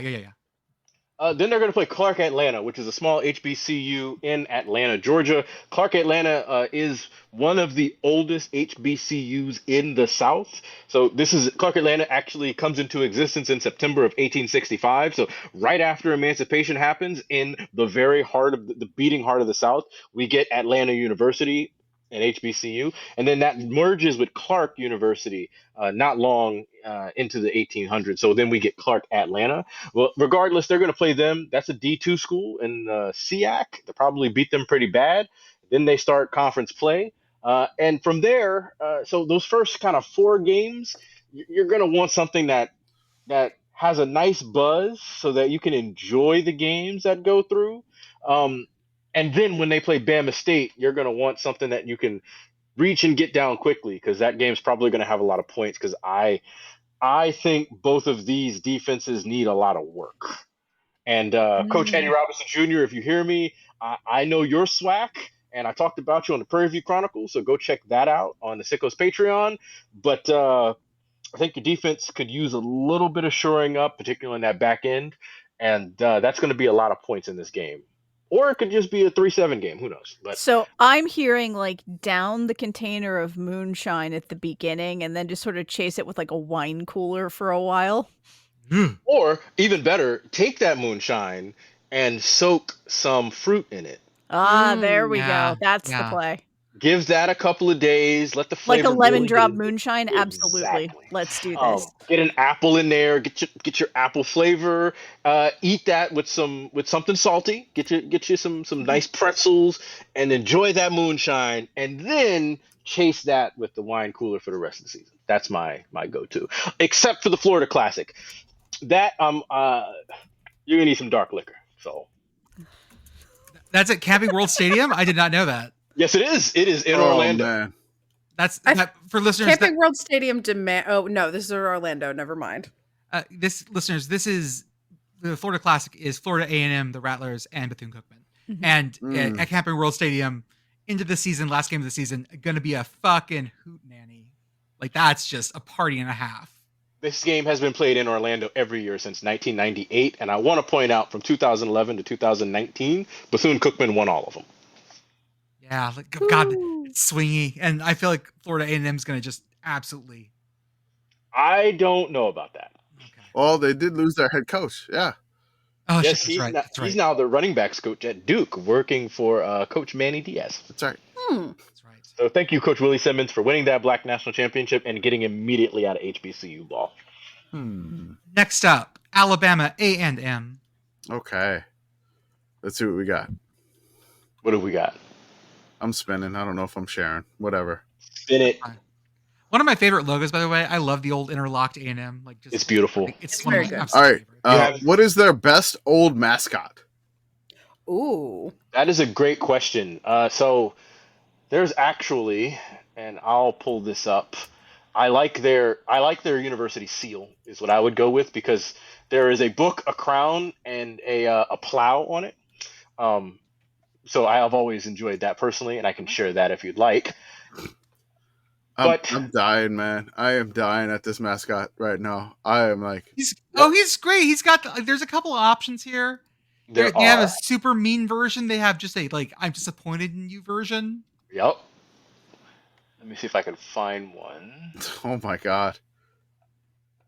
Yeah, so it's a bulldog, y'all, and the bulldog ranges from just I like the one who's got his hands clasped together like he's thinking, but he's also he's trying to figure out how to stage an intervention with you. But look at him running with the flag and how sad he looks running with the flag. Because the minute he just looks down slightly, the underbite becomes a frown, and you just want to go hug him. Yeah. You doing okay, buddy? Yeah. Hey, champ. You doing okay? Hey, pal. Anyways, I love him. But does he have a name? Butch. There we go. Butch Love the you, Butch. bulldog. Very nice. They have some really great old like dude in a sailor hat logo. I don't know if this one is period appropriate, But it is a sad bulldog in a sailor hat and a sweater, which classic. Okay. They also have a marching band version of this where he is wearing a marching band uniform. Oh, hell yeah. God, that's perfect. So I'll share this and we can send this picture out if possible. But they have him is in the maroon, the marching maroon and white, and they have him in a uniform with the dog collar, looking very mean, I might add. Okay. Well, there you go. I think any of those options. I like the slight underbite one a little better. I think it's my favorite. Very cool. Commish, we got Florida A&M. Sorry, no, I skipped one. I skipped Prairie View. How dare I? How dare you? Prairie View A&M. All right, find the Prairie View long snapper and talk about them only. Okay. Cool with that. That's right. All I have is the old roster, I think. Oh, no. Yeah, I only see 2023. Yeah, 2023. Oh, wait. CBS Sports has a 2024 roster. Okay. They have 3 kickers. Okay. Long snapper. Benjamin Stewart, number 30. Okay.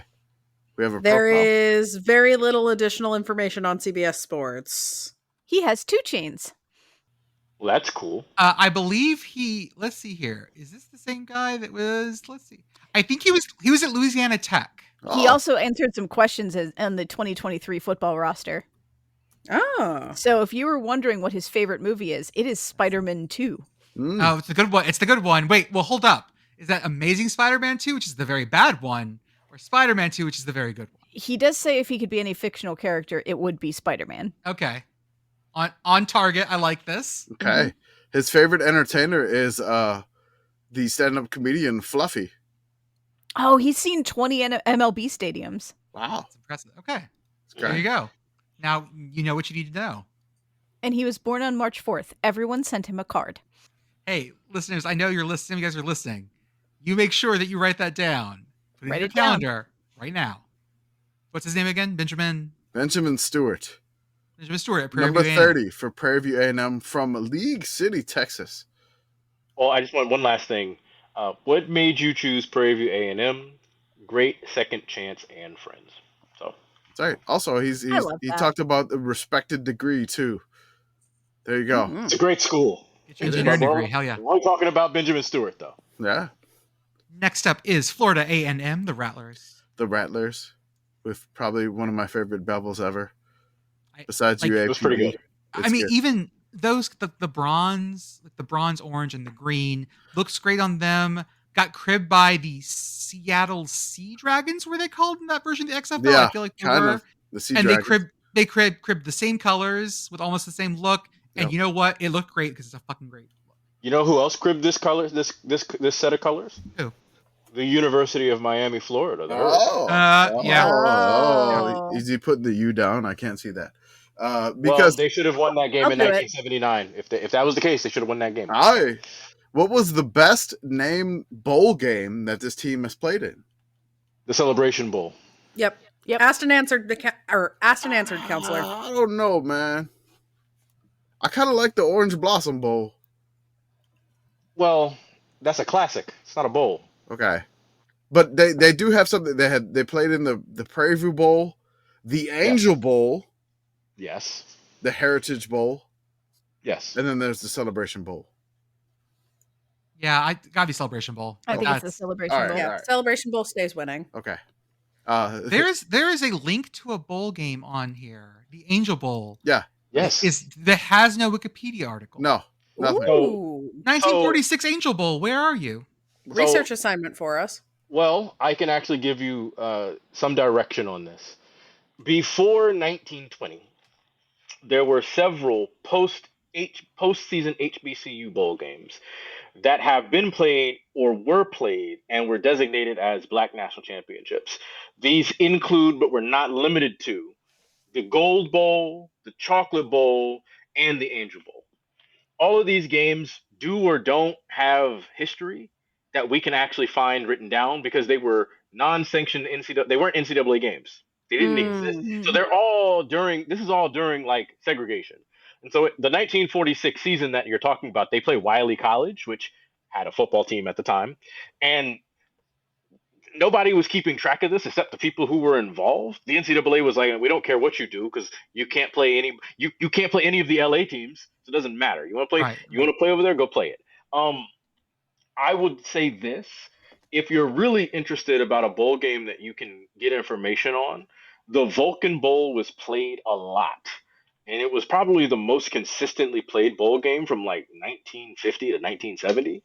And there might be records of that somewhere. But it's hard to say because it wasn't a sanctioned game. It was played to kind of say, a newspaper could then say the winner of this is the Black National Champion. Got it. Thank you for that. Okay. No problem. Okay. Next up is, wait, hold up. Did we answer the Florida A&M question? We did. It was a Celebration Bowl. That's right. Yes. The same game. Alcorn State. All right. Uh-oh. How many Jimbo Fisher buyouts is the school's endowment? Use 80 million as a reference. Jesus. Oh, this is going to be very tough to answer, but the endowment of this is $21 million. Oh. So this is 1/4 of a Jimbo. Wow. That makes me really sad. sad. And anyways, I'll tell you something that will make you a little happier then. Okay. So Alcorn is a very small school. It's about 3,000 students total. Oh, that's way smaller than I thought. Okay. Yes, it's going to shock you how small some of It's 3 times the size of Teal. Woo. Yeah. But it's in a small town called Lorman, and it was actually founded around the same time as Mississippi State. It's actually older than Mississippi State. Okay. And it is an older land grant public institution in the Magnolia State that predates Mississippi State. And I think that's just something to keep in mind, that when we talk about these HBCUs and how they come into existence, and you have all of the things that happened before the Civil War, you then have the Civil War, and you have all these freedmen and women that are now emancipated and they're looking for education. And every state, to include Pennsylvania, Ohio, every southern state, and then Oklahoma, all create these institutions of higher learning. And then 2 of them are in DC as well. And they all come about from the notion that we don't want you here. So Mississippi State, and the University of Mississippi especially, is like, we don't want you here. And so what you get is Jackson State, Alcorn State, and Mississippi Valley. And then they go out and have 3 of the greatest football players that have ever put a helmet on, right? Yeah. You got Jerry Rice, you got Steve McNair, rest in peace, and then you have Walter Payton, rest in peace. And they were told by all 3 schools in Mississippi, Southern Miss, University of Mississippi, and Mississippi State, well, we don't want you. And they go and have some of the greatest football careers in both college and professional. So I want to give a shout out to Alcorn State also. They're not directly off of Highway 61, but you take a road off of 61, Highway 61 in Mississippi. It's called the Natchez Trace Drive. Mm-hmm. It is phenomenal. It is an amazing drive. You can drive from Natchez, Mississippi to Vicksburg, which is essentially kind of on the Mississippi River itself. And it's a phenomenal, fun drive. A lot of curves, a lot of fun to drive through. Very heavily wooded area in a forest. Fun to drive through. I actually took that on the way to ULM one time. My dad took that on the way to Starkville, and it was a beautiful drive, and he was so mad that he couldn't go fast. Yeah, it sucks. The speed limit sucks, but just enjoy the... It was a gorgeous drive. It's a gorgeous drive, but the speed limit is just and if you get behind somebody that's going slow, it sucks. The rolling roadblock that you call. It's annoying, but a phenomenal drive if you ever get a chance to do it. Next up is Alabama State. Blue, while Commish does that, I noticed that when we've been posting all of these high school logos for all these states, people have been making these great graphics. And the ones for Alabama, I saw more Alabama A&M and Alabama State logos being cribbed by other schools. And that was surprising to me, and also made me happy because I love both of those logos and love most famous alumni from the school. What makes them famous can be extremely subjective. I guess the most famous person from the school is probably 2 Chainz. Yeah, I mean that's like if you're. I mean, that's probably right. Notable alumni. 2 Chainz. That's the very top. Very top. Like, Oh no! he's Wait. probably. Clarence Carter went here? Yes, he did. Oh my God, he be stroking. Yeah, That's what he be doing. yep. Got Eddie Robinson, who's famous amongst us. Oh my God. Ricky Smiley, for those who I guess are in the know of BET, comedians. like the comedian, like Ricky Smiley. Oh my God. Oh, Erskine Hawkins, who wrote Tuxedo Junction. Oh, dude. Yep. Little yacht. Okay, these are all okay. Like this is some awesome stuff here. Tavares Jackson, who played for the Seattle Seahawks. Wow. Oh, that's for Brigit. I know you. My favorite Seattle person. He was good too. He was really good. I don't know. I'm gonna go with 2 Chainz. People can agree to disagree. If you remember Flavor of Love, there's a Flavor of Love alumni here. So I don't remember Delicious from that season, but it's been a while since I watched Flavor of Love 2. Is there like a picture? I remember it pretty vividly. There are, but you might not want to do that, and your wife come behind you. So look, man. I'm just excited that I found out that Clarence Carter went to Alabama State. Man, I am thrilled. Like this, I used to work in like catering for like weddings and whatever, and they would always play Stroking, and the song like Clarence Carter. I mean, he just say his name and then be like, "Oh shit, Clarence Carter." God damn it, it's amazing. Love it. Next up is Mississippi Valley State. Great color combination. I need to shout out that Sam Taylor went to Alabama State because I love that man's plan. I just want to point this out for folks, and there's a small school in Tuscaloosa that won't like this, but the only school in America that actually says Bama on the end zones is Alabama State. Ooh. I'll point that out there. What's the school, Jordan? Mississippi Valley State. All right, Mississippi Valley State. Pronounce every stadium on the schedule in the following voice. Jordan imitating the Commish. Oh my God. Okay. Have fun. So, I have talked to Jordan quite a bit, and I've talked to the Commish for about 9 hours. I'm going to try the first one. No, but Jordan's got to try this. Jordan has to do it. Okay. Jordan's got to do it. Well, no, but I do like the idea of Blue doing Jordan doing. Okay, Fish. we'll do that. That's how I read it. This is extremely sickos. Yeah, let's do it. So it's gonna be Blue imitating Jordan, imitating the Commish. Hold up, I gotta get their schedule up. Give me a second. All right. I've got it pulled up. Jordan can do his version after Blue does that. Whatever. I've got it pulled up.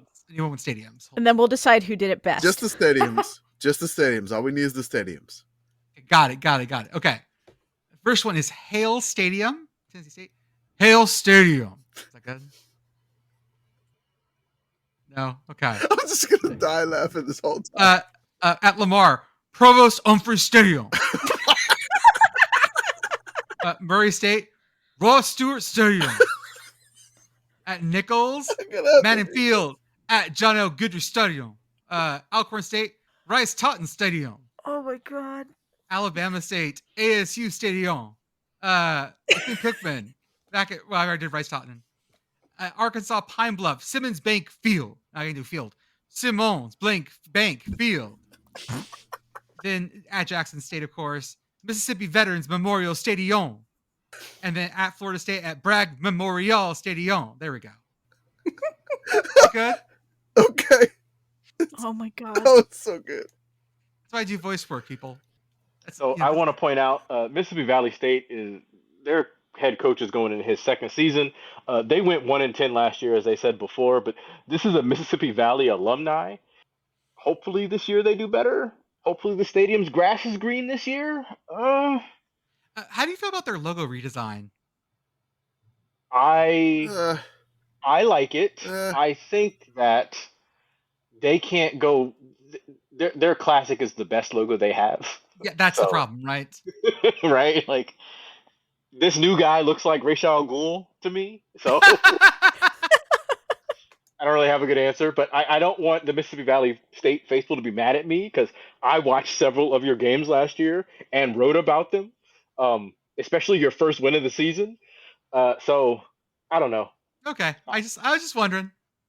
I will say this: Mississippi Valley State, the thing that you should watch for them this year is that their band, the Mean Green Marching Machine, has gone. What a band name! Yeah, that's so good.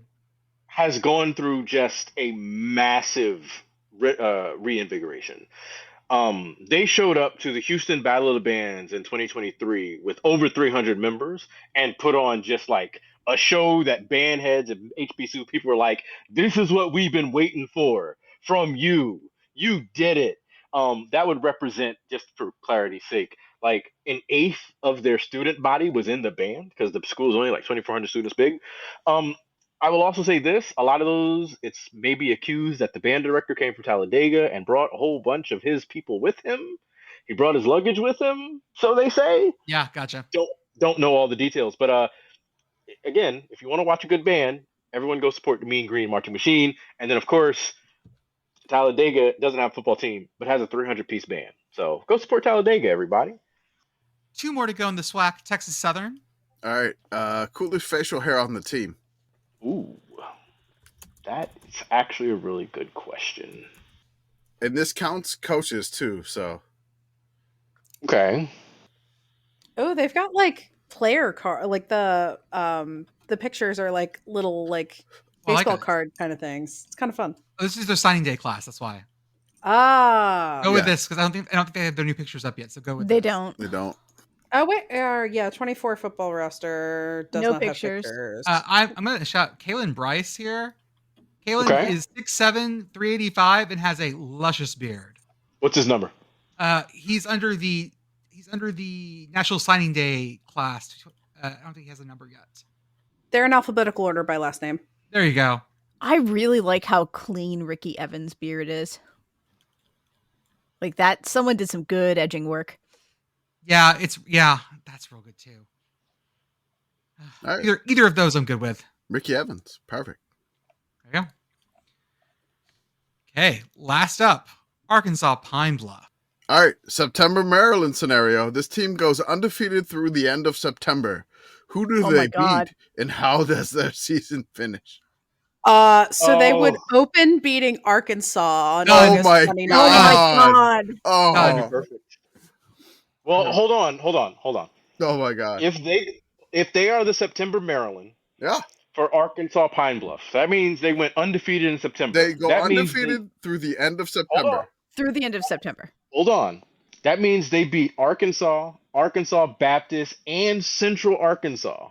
That's The champions of Arkansas. That's They would be real the champ. good. They would be Arkansas state champs. And Pitt Girl, you picked up what I was putting down. oh my God. What That's else would they have beaten?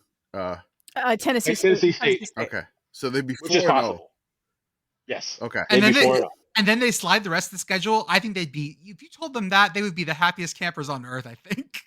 Can you imagine a universe Yes. in which Arkansas Pine Bluff beats Arkansas? Yes. It drops one to Mississippi Valley State on the road. Yep, Yes. I see it. Yes, I can. Yeah. Because I've watched Arkansas lose to Rutgers in back-to-back seasons. So yes, I can. Still- God, Um, Jesus Christ, that was out of. Oh my God, I'm Sam sorry. if you- Pittman just woke up in a cold sweat. Yeah. Good. And doesn't know why. no, you know what? It's worse than that. Because John L. Smith just woke up and can't figure out why he can't see. And I'm glad that it's him because He's still seeing Colton Browning in his nightmares. that's right. You all have So mentioned. That's funny. So listen, I want to be very clear about this. When Howard beat UNLV, that was the biggest upset, according to Vegas, in the history of college football. Mhm.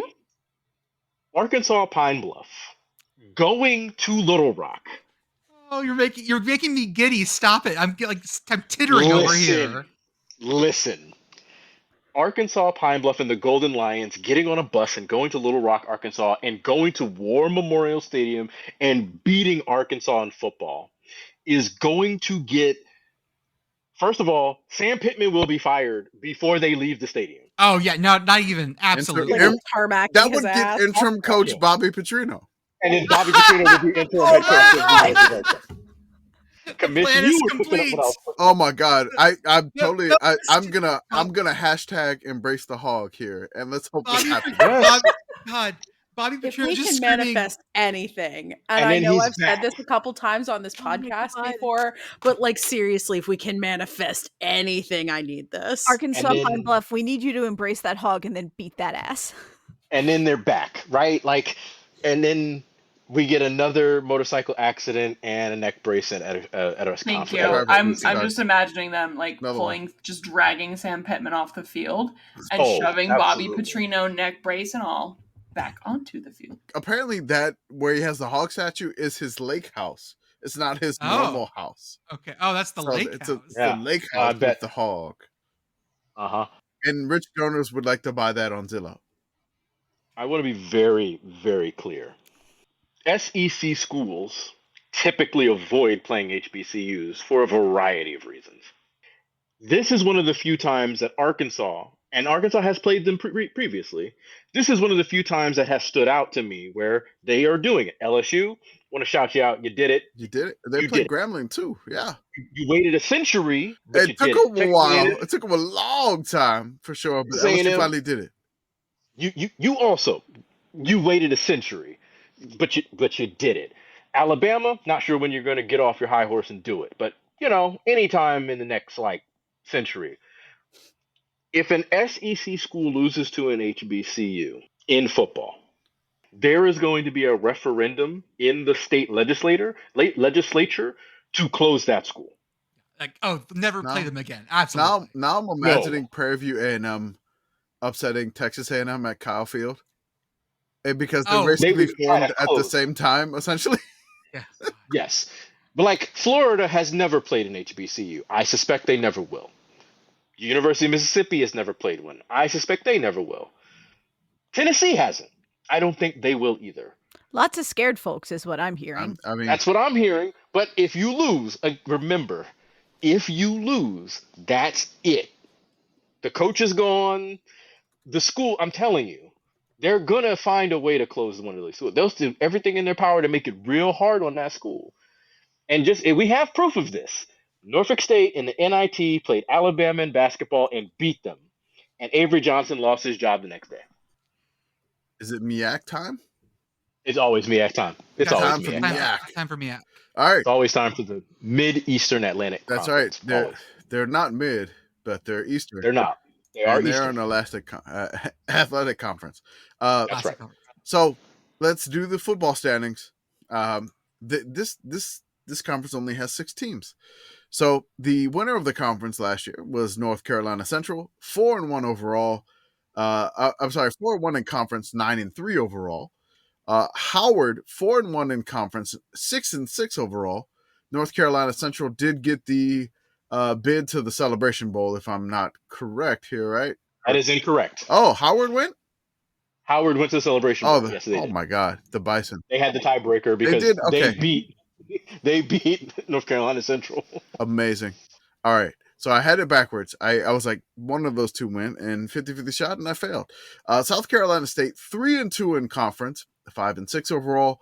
Morgan State, 3-2 in conference, 4-6 overall, the favorite of Norfolk State, 1-4 in conference, 3-8 overall. That is Blues.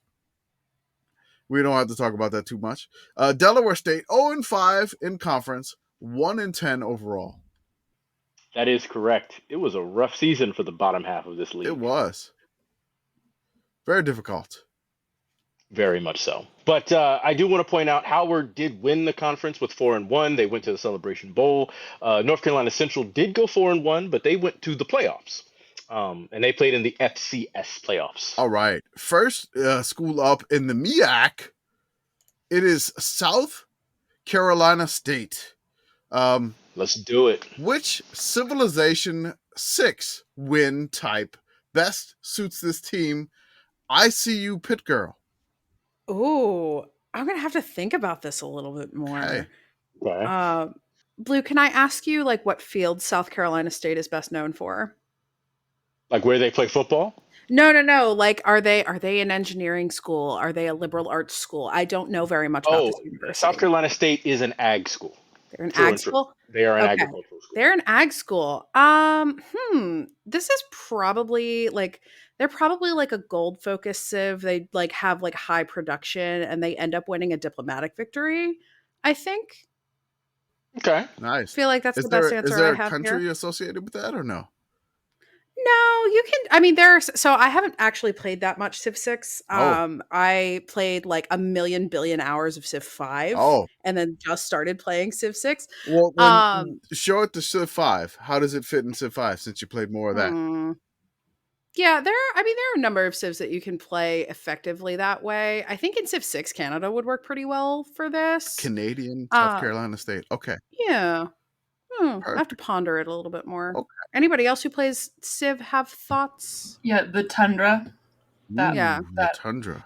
Being able to develop the tundra feels like a good choice there. Okay. I can also tag in my husband, who has played more hours of Civ than any human alive, I would think. Netherlands in 5 is good for this too, because they can develop the swamp. Oh, okay. Done. All right. I'll posit one thing. The motto of South Carolina State University is Scientia Officium Honus, so knowledge, duty, and honor. I'm going to go with a military victory because that team known for beating people up, and let's make it Babylon. That's what I'm going to go with. Babylon, I would say, after hearing the motto, Babylon's a good answer. Okay. Go Babylon. All right. Perfect. All right. Next school up we have is Howard. Howard, what do we got question-wise? Let's see. The Bison. That's them. All right. The Mecca. The real HU. How many Panthers, Cougars, Mountain Lions, including Nittany Lions, mascots do they play? And what will be their record against Panthers, Cougars, Mountain Lions / Lions this season? Okay, so Howard's schedule is as followed. Opening at Rutgers on August 29th. That's Greg home in a night. That doesn't count. Yeah. Home versus Mercyhurst, home versus Morehouse, at Hampton, at Princeton, home versus Sacred Heart, home versus Tennessee State, at Norfolk State, home versus Delaware State, home versus South Carolina State, at NC Central, and at Morgan State. So, do they not play any? They play one set of Tigers. Okay. Excuse me. They play two sets of Tigers. Okay. They play Tennessee State Tigers and they play the Morehouse Tigers. Oh, 3 Tigers because the Princeton Tigers. So they play 3 sets of Tigers. Okay. But they don't play any Lions. No Panthers. And no Panthers either. And no Panthers. So Oh, they're going to go. They're big cats. They're big cats. I don't know if you want to count it. Yeah. But if it's Let's true to count the it. question. Why not? They do get to play the Mercyhurst Lakers. So you get to see a very, very weird version of Sparty, but Oh yes, I love him. I put him in the Substack preview, and I'm just dying laughing at Luke the Laker. He looks like his teeth are smiling. Yes, it's crazy. I encountered Luke a bit in my time at Teal, and yeah. So what's the ruling, Commish? Are we counting these Count 3 the Tigers. Tigers? Give it the record against the Tigers. They play 3. They play 3 different types of Tigers. I have them going 3-0. I say they're going to beat all 3 of them. Ooh. I'm just gonna say 2-1 to be, whatever. Who do they drop then? Against the Tigers. Which Tigers? Don't say Princeton. Do they play somebody on the road? They play at Princeton. They're losing at Princeton. Play at Princeton. And they play Morehouse in Jersey. Oh yeah, they're losing at Princeton. They're gonna lose to the Ivy League, and it's gonna be, a big deal. Well, this will be the 3rd time they've played. They played Harvard, Yale, and now they're playing Princeton. This is their 3rd Ivy League game. We're gonna get them to Dartmouth one of these days. One day. Guarantee. Dartmouth is coming to play Norfolk State. That's right. That's right. Shit, that's right. It's the green. Greens. Next up is North Carolina Central. We have that rate the fight song thing 1 through 10. If you wanted to do that. Oh hell yeah! On this one, absolutely. Okay. Give me a sec. So Saddest Arthur. we got to find something. We got to find a version by their marching band is known as the Sound Machine. Jesus. I wish I could rank the SWAC and MEAC by the names of their band and bands only, but then it would break our Twitter account, I think, if I do that. Okay, got it. All right. So I want to do that. I want to do that. Compile it. Do it. It will make a graphic. Teams. I'll do a couple teams tonight, but I want to do that. Do it. Let's break our Twitter account. This is North Carolina Central's fight song.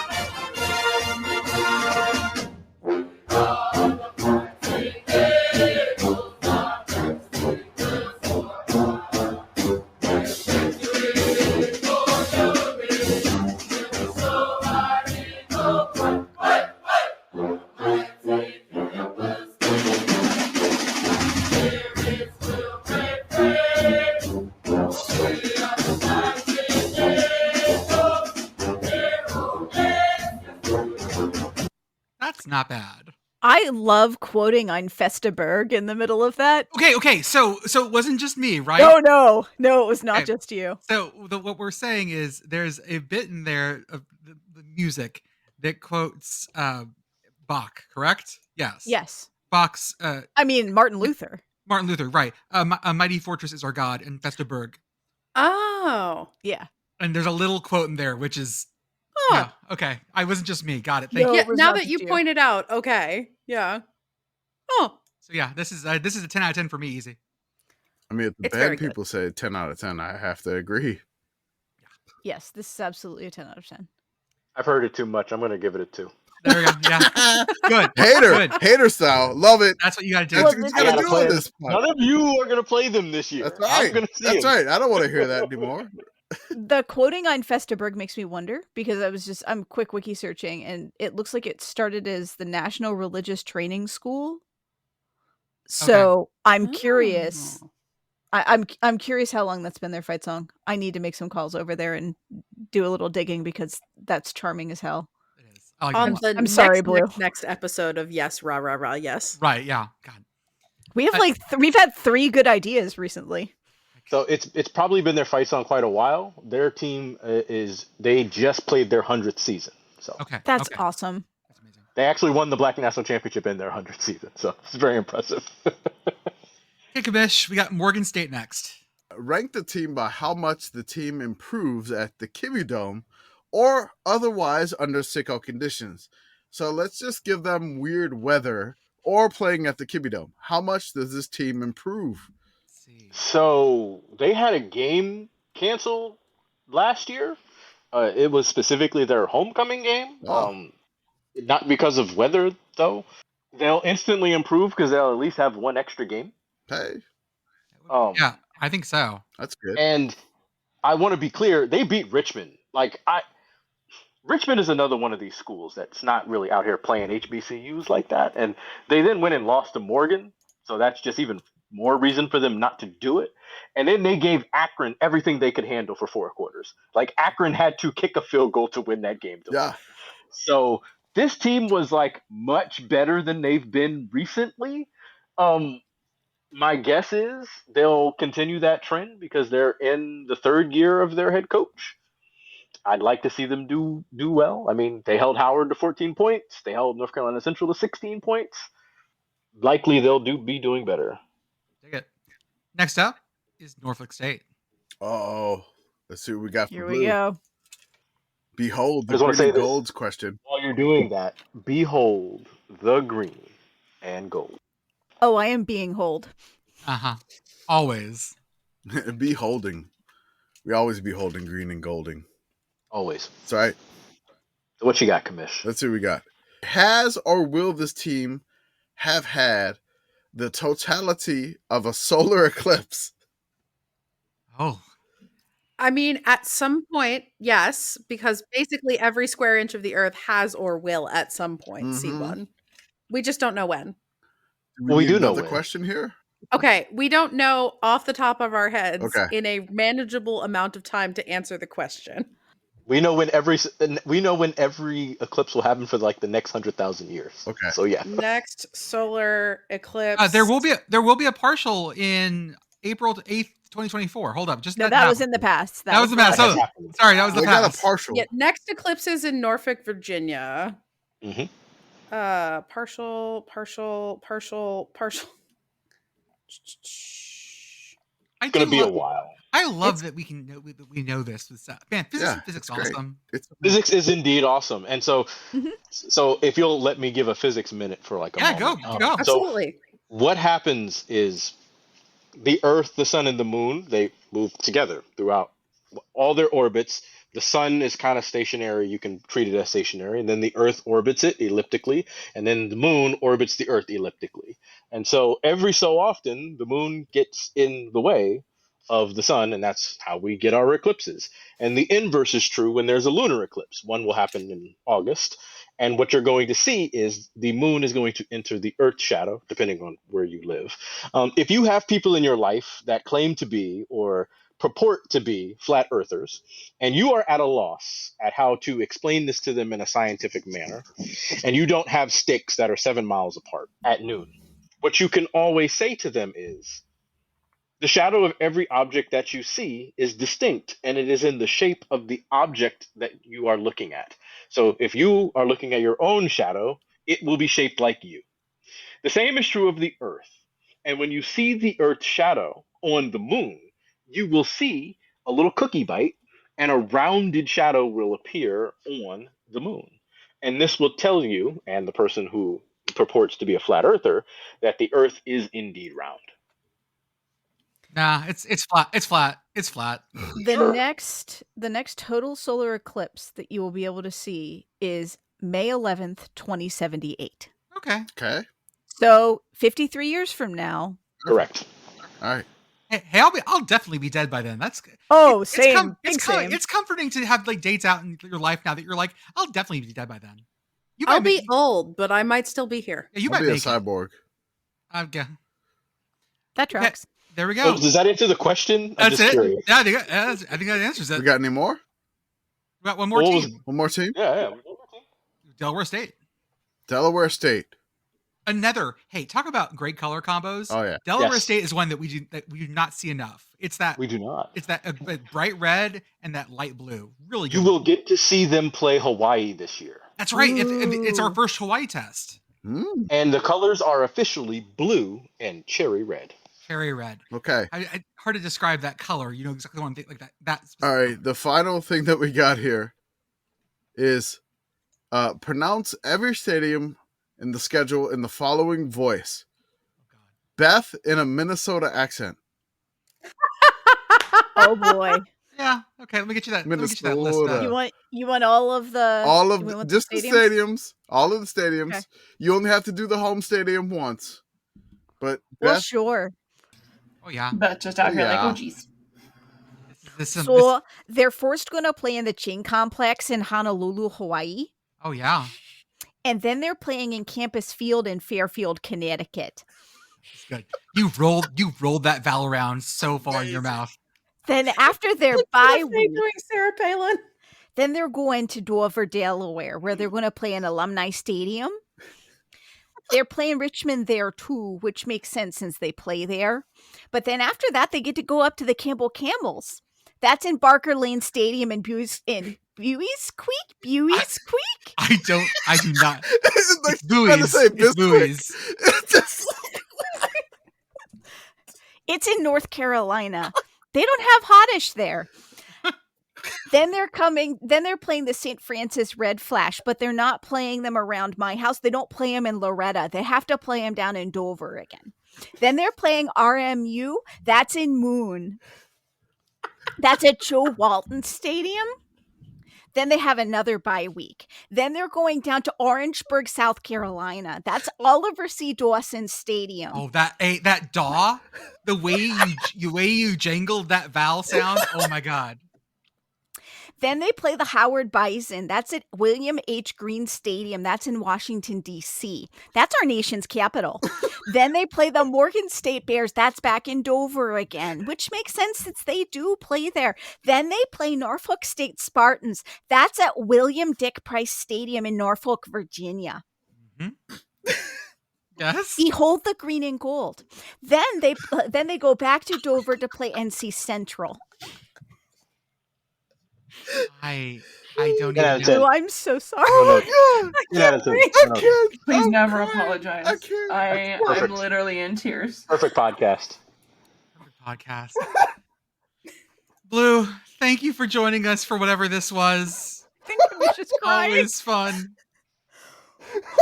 I appreciate it. I'm proud to be a member in good standing with the SICKO's committee. Always.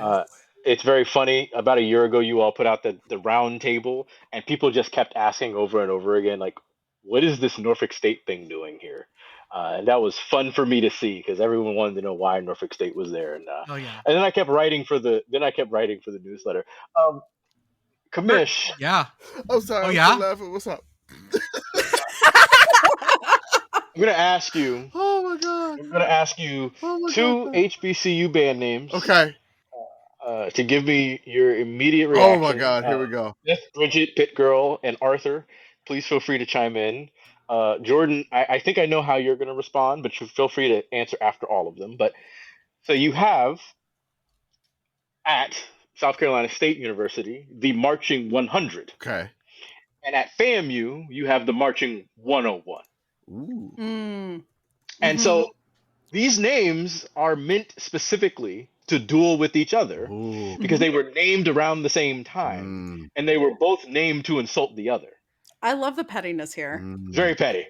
It's very petty. You can find this because again, I talked about the Boombox Classic. That's named for the two marching bands, and so we'll get to them later. But for this very specific instance of the Marching 100 and the Marching 101, what do you think of those two names, individually or as a package deal? I like the Marching 100 because it lends itself better to emojis. Because there's a 100 Marching emoji, 100, there's no that's 101 emoji. You've got a good point. So I also like the Price is Right rules of the Marching 100, closest without going over. Okay. nice. I will counter argue here because I really love the sheer pettiness of being like, no, our band has one more person than you. Okay, that's fair. That's South Carolina State saying 101. They got the Okay. Marching 101. Who else wants to go? What do you think, Brigit? Curious. Oh, I said mine. It's Price is Right rules. It's closest without going over. That's right. Yeah. Perfect. I mean, All right, Jordan. I'm gonna go 101 just because 101's a prime number. 101 is a prime number. Yeah, and all prime numbers are good numbers. Agreed. Beth? There is a part of me that always looks at the Marching 101 and says, well, it's just like that's the basic class in college. It's just Marching 101, which is why I like the Marching 100 better. Ooh. So I'm gonna give a shout out. I'm gonna lean here. I'm going Marching 100, and I'm gonna shout out St. Aug High School in New Orleans. Okay. Their band that always marches in Mardi Gras parades, which is basically like if your parade has the St. Aug band, your parade is legit. And they are also known as the Marching 100. So I'm gonna have to give the nod to the Marching 100. The Florida A&M. That's right. Yeah. I don't know, Commissioner. I wanted to always ask you this because there's a Mardi Gras parade that Norfolk State went to. Ooh. It's like 30 years ago, and they who ran. Who knows? They ran up on Southern and they ran up on Grambling, and they battled them both at the same time. That's probably Endymion. I'm just gonna say that, or maybe Bacchus, but I'm gonna say Endymion because Endymion's ball, basically the parade runs right into the Superdome. So I feel like that's Endymion. But Bacchus goes right into the convention center, so could have been either one. But I feel like Is there a bridge on either route? Endymion has a bridge. Because what happened is The Norfolk State old route has a bridge. went under the bridge and started playing. Yeah. It was probably Endymion then. Because, yeah, totally. Just figure I'd ask. Okay, folks. Figure I'd throw that out there. I wanna give one quick shout out, Yeah. unrelated to anything we've talked about. Before we finish, I just want to give a shout out to Joe Burrow and his new haircut that he debuted today. Oh, it's bad. The bleach blonde is bad. Oh, it's so good. I Great. honestly, not only do I love it for him, All right. I'm kind of curious. All right. Let's end it on the podcast with Beth saying Joe Burrow's name in the Minnesota accent. I mean, I can say Joe Burrow, but what I really want to say is y'all should play the HBCUs, cowards.